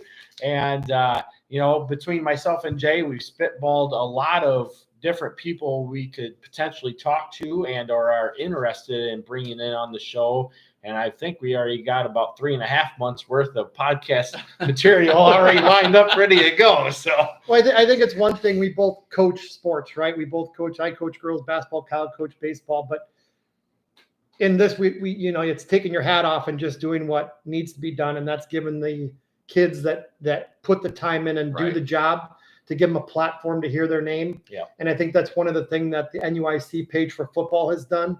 And that is given and showing these kids, and it don't get done enough. And the hard work that these kids put in, and the coaches, they don't sometimes get enough of the pub. And we've seen what it's done on the football side, but there's a lot of good volleyball going on right now, and regionals are hitting for that. And there's going to be a lot of good basketball and some wrestling stuff that will be coming up here in the winter. So it's just getting the kids' names out, giving them a platform to see their name, getting that type of stuff out, and we'll have fun with it. Yeah, very excited. I mean, when you told me that, hey, let's do this, I was, are you serious? And you're like, we got nothing better to do. Yeah, we got nothing better to do. So yeah, no, I'm definitely excited, and I mean, it's funny that you brought it up too, because I mean, when I started this up in 2016, I was hit up by a bunch of East Dubuque parents back then that, they're like, oh, this would be cool if you did this for volleyball. And like you said, girls basketball. And it's like, oh man, I can't be everywhere at once. But we found a different way, a different path to maybe not necessarily cover every game, but we can definitely get the information, the statistical information, then have conversations around everything. So it's definitely something I'm very excited about. I'm glad that you brought it to my attention. Yeah, we have full-time jobs, and we also do other stuff, but we'll do our best. Yeah, full-time jobs, coach sports. Yeah. Now let's do another podcast. Yeah. But no, Jay, I appreciate you bringing that up, and I'm ready to kick off NUIC All Access. And for some people, this is not going away. NUIC football will continue to exist. We're going to run NUIC All Access as a separate entity of its own. So NUIC football is staying right where it's at. We have created a pretty decent product, and we have a great following, so it's not going anywhere. Absolutely. But all right, let's talk about our top 5 playoff players of all time. Yep. Let's start there. And Jay, since this was your idea, let's start with you, buddy. Well, it was my idea, because we were talking in general of who's the X factor this year. And I had already spoke on mine. For my X factor this year was Rinkowska from Lena. But then we got talking in general about, going back, we all go back different times. I go back to the mid 80s to now, and 5 players that stick out in my head. Now I have 6 because Greg only had 4. Greg only had 4, so I took his extra. Fair enough. because I had my 5, but then I felt real slighted because my 5 that I picked were, one of my things was you had to win a state championship. Ooh. But the one player that did not win a state championship that I will never forget his performance in the playoffs. He came up a game short to your Dakota Indians. Yep. In 2011, watching the performance in the playoffs from Eric Owender. I remember him. I think it was, we thought the second round or something like that, tore an ACL. Yep. And the way he still played football and got his team to the semifinals. And in one of the best games, if you were there to watch the Dakota Akron game, that was one of the best games you could have been at. It was a fantastic game. But his performance in those playoffs with the injury that he had is something like, 13, 14 years later, you still think about, right? So my other 5, going down to Newman, goes way back to 1994. But when you see a player, probably the best running back, fullback, you guys that don't know can go on YouTube and YouTube the 1994 Sterling Newman team, running back by the name of David Miller. By far the best running back I probably ever witnessed because we had to play against him and watch him play. But if you were a Tecmo Bowl guy, if you picked Bo knows Tecmo Bowl. if you picked Bo Jackson or Christian Okoye back in the day, he was Christian Okoye or Bo Jackson in Tecmo Bowl. The Nigerian. Yeah, you could not tackle him. He was a man amongst boys, by far. Football player wise, out of this world. My opinion, one of the top running backs, but people will probably say biased. 1989 running back, Orangeville Broncos, won a state title. If you watch the highlight tape of our season and playoffs, Matt Rodeball was by far one of the best running backs that you could watch, and especially in the playoffs. And this is back when Newman was Newman. We talk about Newman. They beat Newman, beat Scioto on the road to state. And that's back in the day where 7-2 teams made it, 6-3 teams didn't. I mean, and the classes, you didn't have as many classes as what you have now. Right. So it was big boy football back then. Matt Rodeball. Another one, Dakota guy, 05. You could say one of probably the best football teams that have played in the last 20-some years. Matt Winger. Matt Winger was a man amongst boys on that Dakota football team, won a state title. 2018, probably one of my favorite football players that went under the radar. Team went under the radar, almost lost second round Milledgeville, but always was a guy who fell forward, controlled the clock, won a state title. Forreston running back, Garrett Bottiger. I think he had one of the best runs in the playoffs of anybody. Oh, good My old guy, Garrett Bottiger. Garrett. Then finally, probably, and I kind of keep saying it because every one of these guys you'd pick to be on your team, right? But the last one I picked, and he was the first one I picked, but the last one I said for a reason. 2013, the Lena football team, they were 6-3. He fought injuries. But if you go by a playoff and then what he did in the semifinals, I think it was against Carthage, right? They beat Carthage to go to the, Kyle might know. Which one? 2013, Lena Winslow. I forget who they beat. I don't know. I have to look it up. We had that conversation, but he put up a ton of yards in that. Somebody. Whoever they beat. Yeah. But in the state title game, if you remember the state title game, Yes. returned 2 fumbles for touchdowns. Yes. You're going that's back. Right. He was always a guy, I always said, he was a guy that could fall out of bed and land on both feet. Leo. Yeah. Had a big game that game. And then won state against Tri-Valley. Valley. But like I said, he'd fall, land on both feet. He was just one of those guys that everything was good. I think I would take him against any running back that Lena has produced because I think he just had that it factor and the big play factor. And he, they've been blessed with these lines. 2013, they were just getting started, but he was at the top of my list was Tyler Oakley. And then you take a look at that 2013. Look who's sitting there in 1A for the first time ever. That Tri-Valley had to get to was Maroa Forsyth, the team that won the 1A state title the very next season. Yeah. Yep. So those are my 5. Or the season before. Yeah, those are my 5 plus Greg's 1. Eric Owender, Matt Rodeball, Garrett Bottiger, Matt Winger, David Miller from Newman, Tyler Oakley from Lena. Those are my 6. Like All it. right. I like Nice. it. Who you got, Greg? I'll start with, so I kind of sent out an all call to people I knew from more in the Quad Cities area. And one name that got brought up that I knew of that was before my time in the Quad Cities covering was a kid from Aledo. So in the old Green Dragons days, we said we were going to talk about Cully Welter. Yes. Yep. I want So- to hear it. I want to hear it. Yes. So in Cully Welter's first year coaching at Aledo, they lost in the regular season to Rockridge, and now I'll have to look it up to make sure I get it right. But they lost in the regular season. Let's see. Stick with me here. I got this. Aledo lost in the regular season to Rockridge 49-0.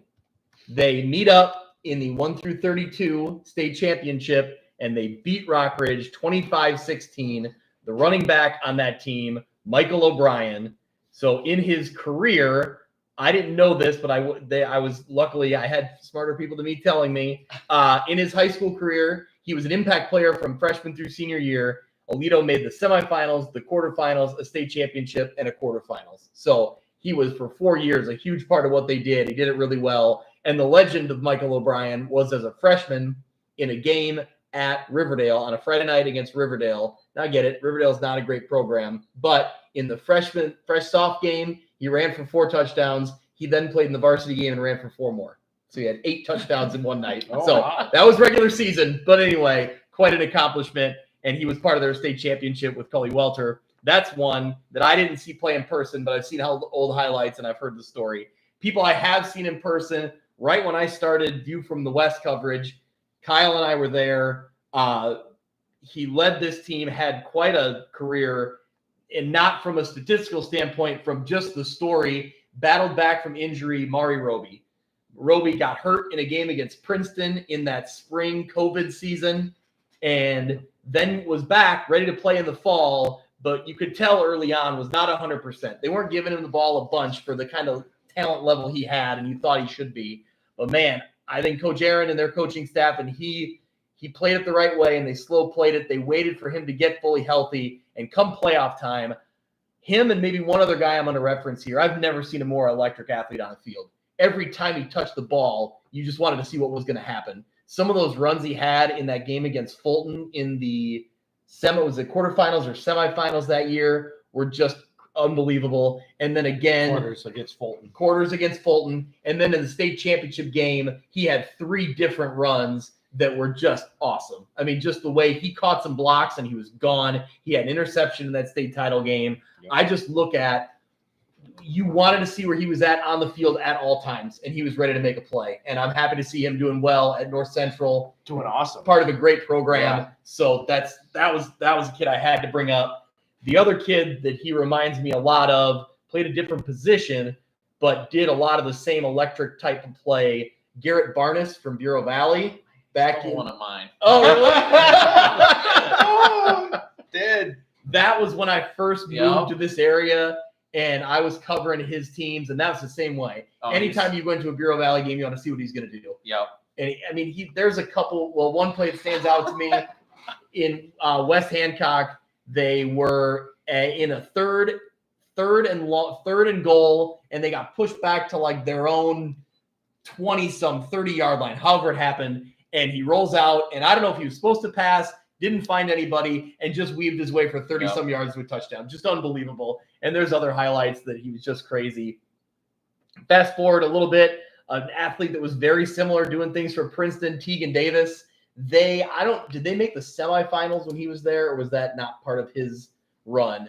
Either way, they've been in the mix, and they've battled with IC Catholic. They battled with Byron. Yep. they've come up a little bit short, but Tegan Davis was one of those athletes that did.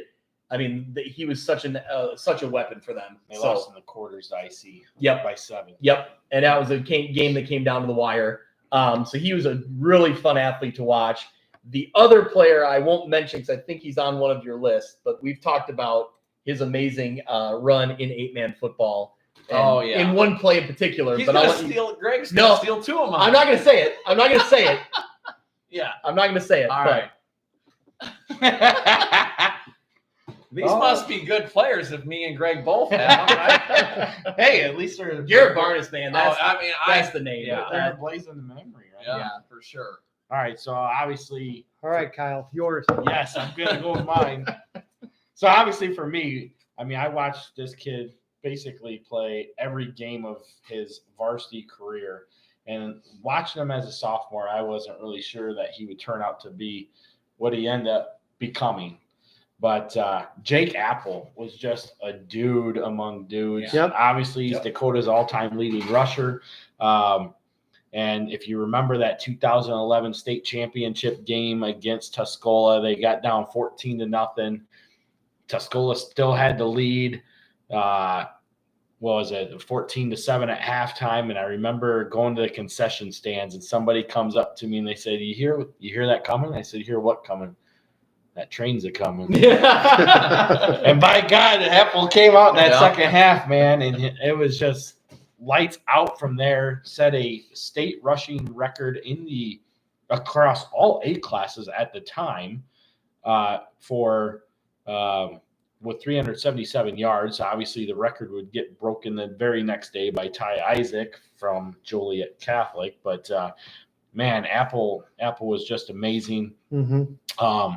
Only to be topped by my next guy, who I really enjoyed watching play, who also had a state record-setting performance, and that was Sean Ormiston at Lena Winslow. That's a name I thought about late. With his 6 touchdowns in a state championship game, which broke Apple's record that he was tied at. He had 4 touchdowns in that 2011 game. Ormiston had 6.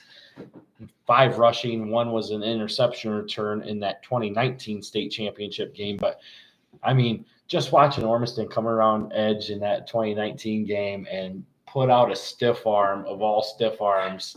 You got it on a highlight reel, I think. Maybe, bro, I could. Yeah, I can't remember if it was you or maybe Carrie got it. I can't remember, but I remember we had a video collaboration. And it may have been Carrie. Yeah, I was gonna say, you guys were covering. Oh those. my gosh, she had like the perfect angle on that run and that stiff arm. I think she even made a GIF out of it. Because, yeah. Oh my gosh, it was awesome.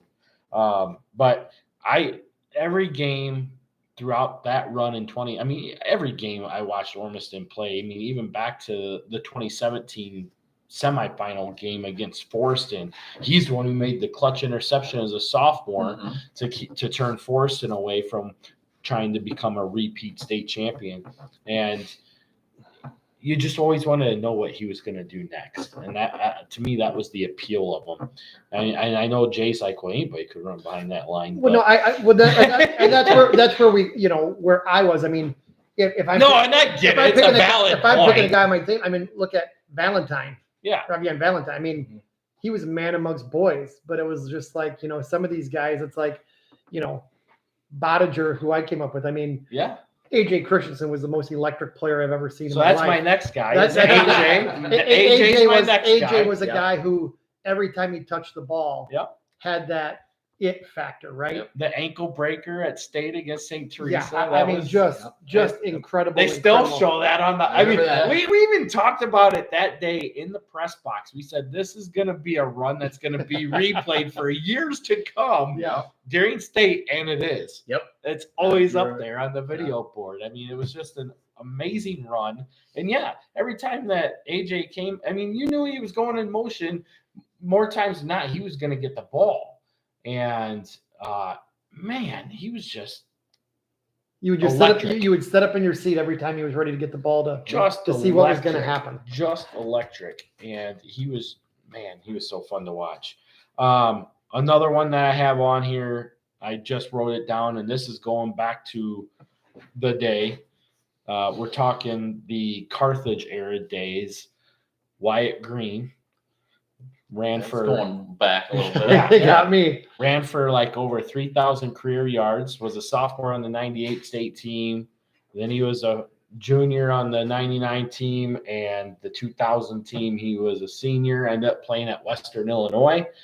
I got the great pleasure of getting to play him when I was a senior his sophomore year. And then I got to watch him come up to Dakota his junior year and beat us again. So anyway, he was very, very electric, very smooth in how he ran. So fast. I mean, a lot like some of these guys we're talking about, like especially with like AJ and Rav. I mean, he just had that elusiveness about him. He was a patient runner, but not only was he patient and fast, but he was a physical runner. Like if there was no place for him to go, he was going to try to pull you over. And He was just different. yeah, Just different. he was just a dude.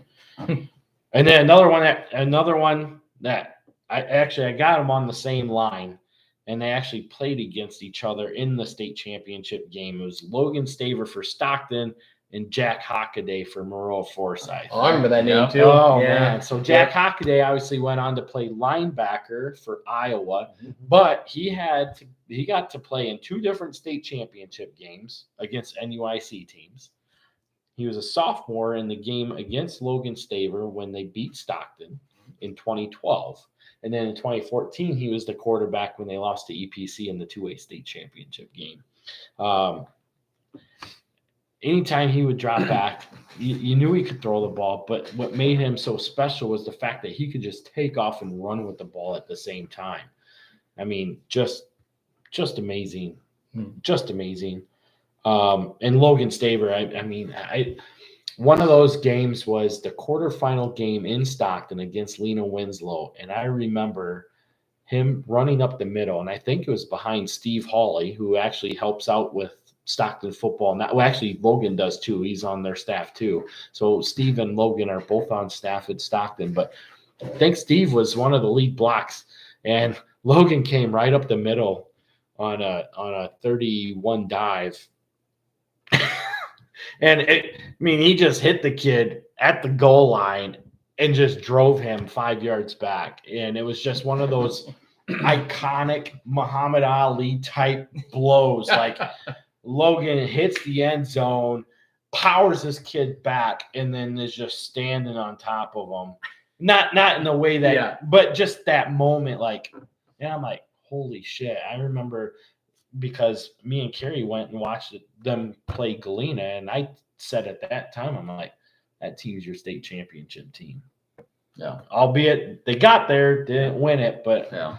you could just tell that team was special. And, All right. and sometimes though on that, the thing you had with a lot of them that's different than some of them, we've said already is they were like 2 backs. You know what I mean? You had 2 backs, so it kind of took away from the one. When you talk Sean, the first thing you think of is Brucey, right? Right. When you think of Logan Staver, I thought of Knutson was on that. TJ. Was on that. Right. You think of that. I see a guy coming across talking about Quinn Haas. Quinn Haas was a dude, but the other guy you think of on that 2010 team is Trey Griffin, right? Like he was a man amongst boys too. They just have went back after back. That you could say nobody's wrong, right? I mean, none of them are wrong, and you would take any of them on your football team. Right. All right, Joe, you're up, buddy. All right, Joe. Well, I'll start with 2 8-man guys since I'm kind of the 8-man guy here. There you go. So You're gonna make 8-man I'll, you're gonna make I'll- somebody happy there, Jeremy Castle. I'll start with Caden Drosty, There you Batesville go. West Central, 2022 state champs. Of course, the semifinal game at Polo, him and Brock Salto going back and forth, touchdown for touchdown. But Drosty in that game had 300 yards, 6 touchdowns, 5 or 6 touchdowns. Of course, the last play of the game, West Central's down 4 on the Polo 26. They pitch it to Drosty, and somehow he scores, and a hush falls over the crowd. No. The greatest call I've ever heard from Kyle Leach and Dwayne Hewitt, Oh, by I'm the way. sure. I'm sure Leach was happy about that one. But But Caden Drost, I mean, just what a postseason he had all year. But that game at Polo he had, and then of course West Central went on to beat Amboy in the state championship game. But Caden Drost, one of the best postseason performances to date in 8-man football. Another 8-man one, Jace Coffey, Polo Marcos, 2019 state title game had. Again, this 8-man thing's just getting going in 2019. Everyone thinks this is you got to throw the ball 50 times to win. But Polo shows up, against Milford, plays Polo football. Jace, 21 carries, 233 yards, and 3 touchdowns.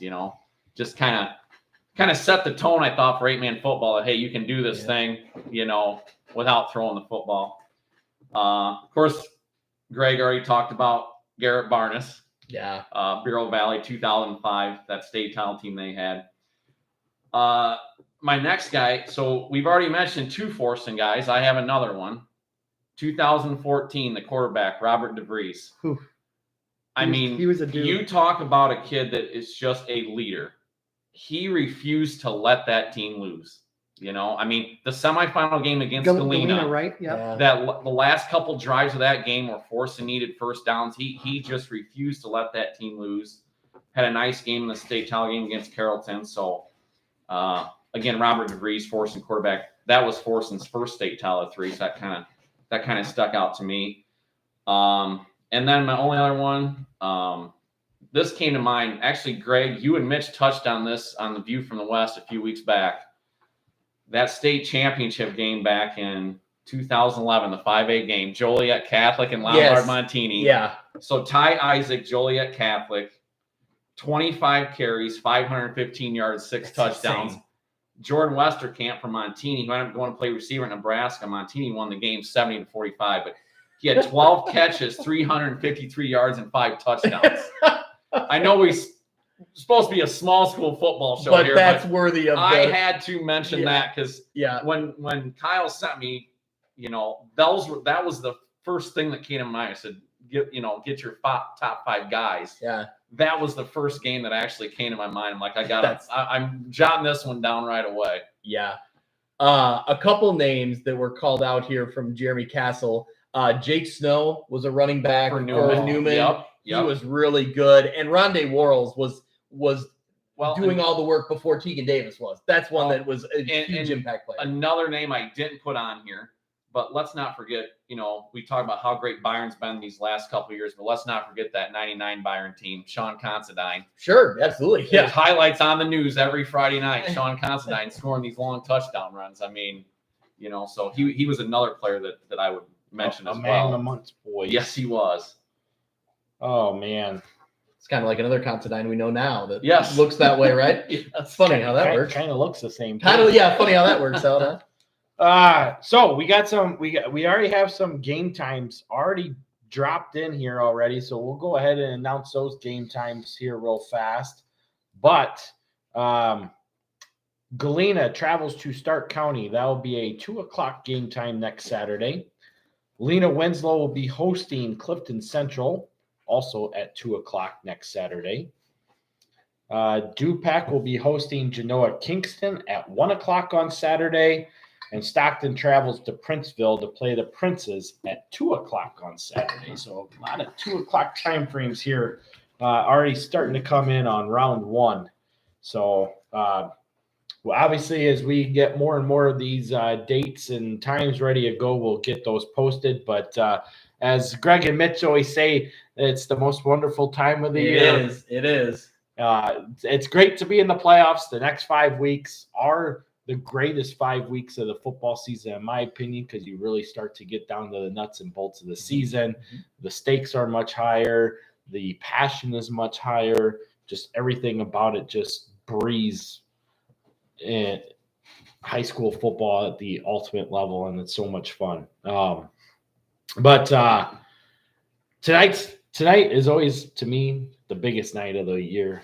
Totally agree. It's unique to high school football in Illinois that not everybody makes the playoffs. So then by that being the case, you get into all of the projections going into it, but then the excitement of the pairings and the announcements. And we kind of have a good idea now, thanks to Kyle and thanks to the Seuss, kind of the who's in and who's out. but it's still exciting to see your name on the bracket. And there's always some last minute, oh, they're going here, they're doing this. Like, so anyway, I agree. This is the best night of the year. Oh, and to your point, I mean, there was a little bit of chaos. I mean, I think I did the 1A bracket like 4 times today. Yeah, so there is still some, yeah. And to Joe's comment earlier, yeah, I didn't get much sleep.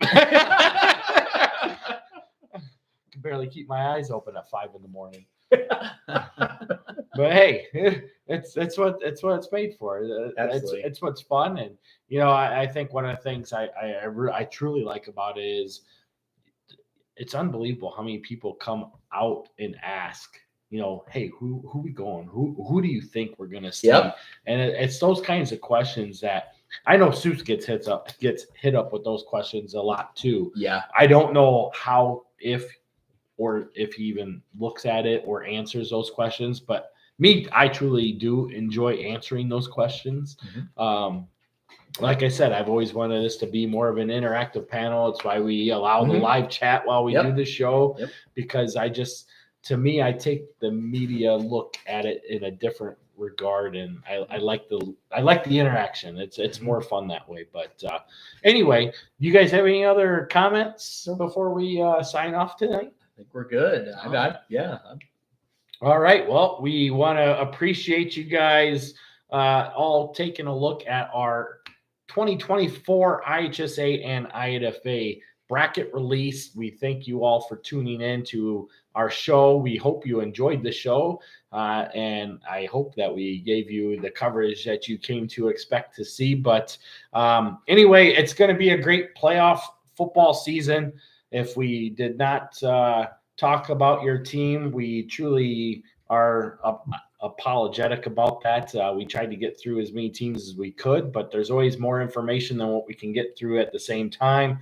And if you keep winning, we're going to talk about you eventually. I promise right. that. Absolutely. Absolutely. For myself, I have another meeting tomorrow for the 8-man playoff bracket with TSSR Game Time Live down in Cambridge. So I'll be live for their show at the Hometown Bar and Grill at 4:00. So I'll get all that information put out there on our social media pages as well, so you guys can tune in to that for our 8-man listening crew. But outside of that, enjoy the playoffs. The best time is here. We'll see you in Monmouth and Normal in a couple weeks. Take it easy.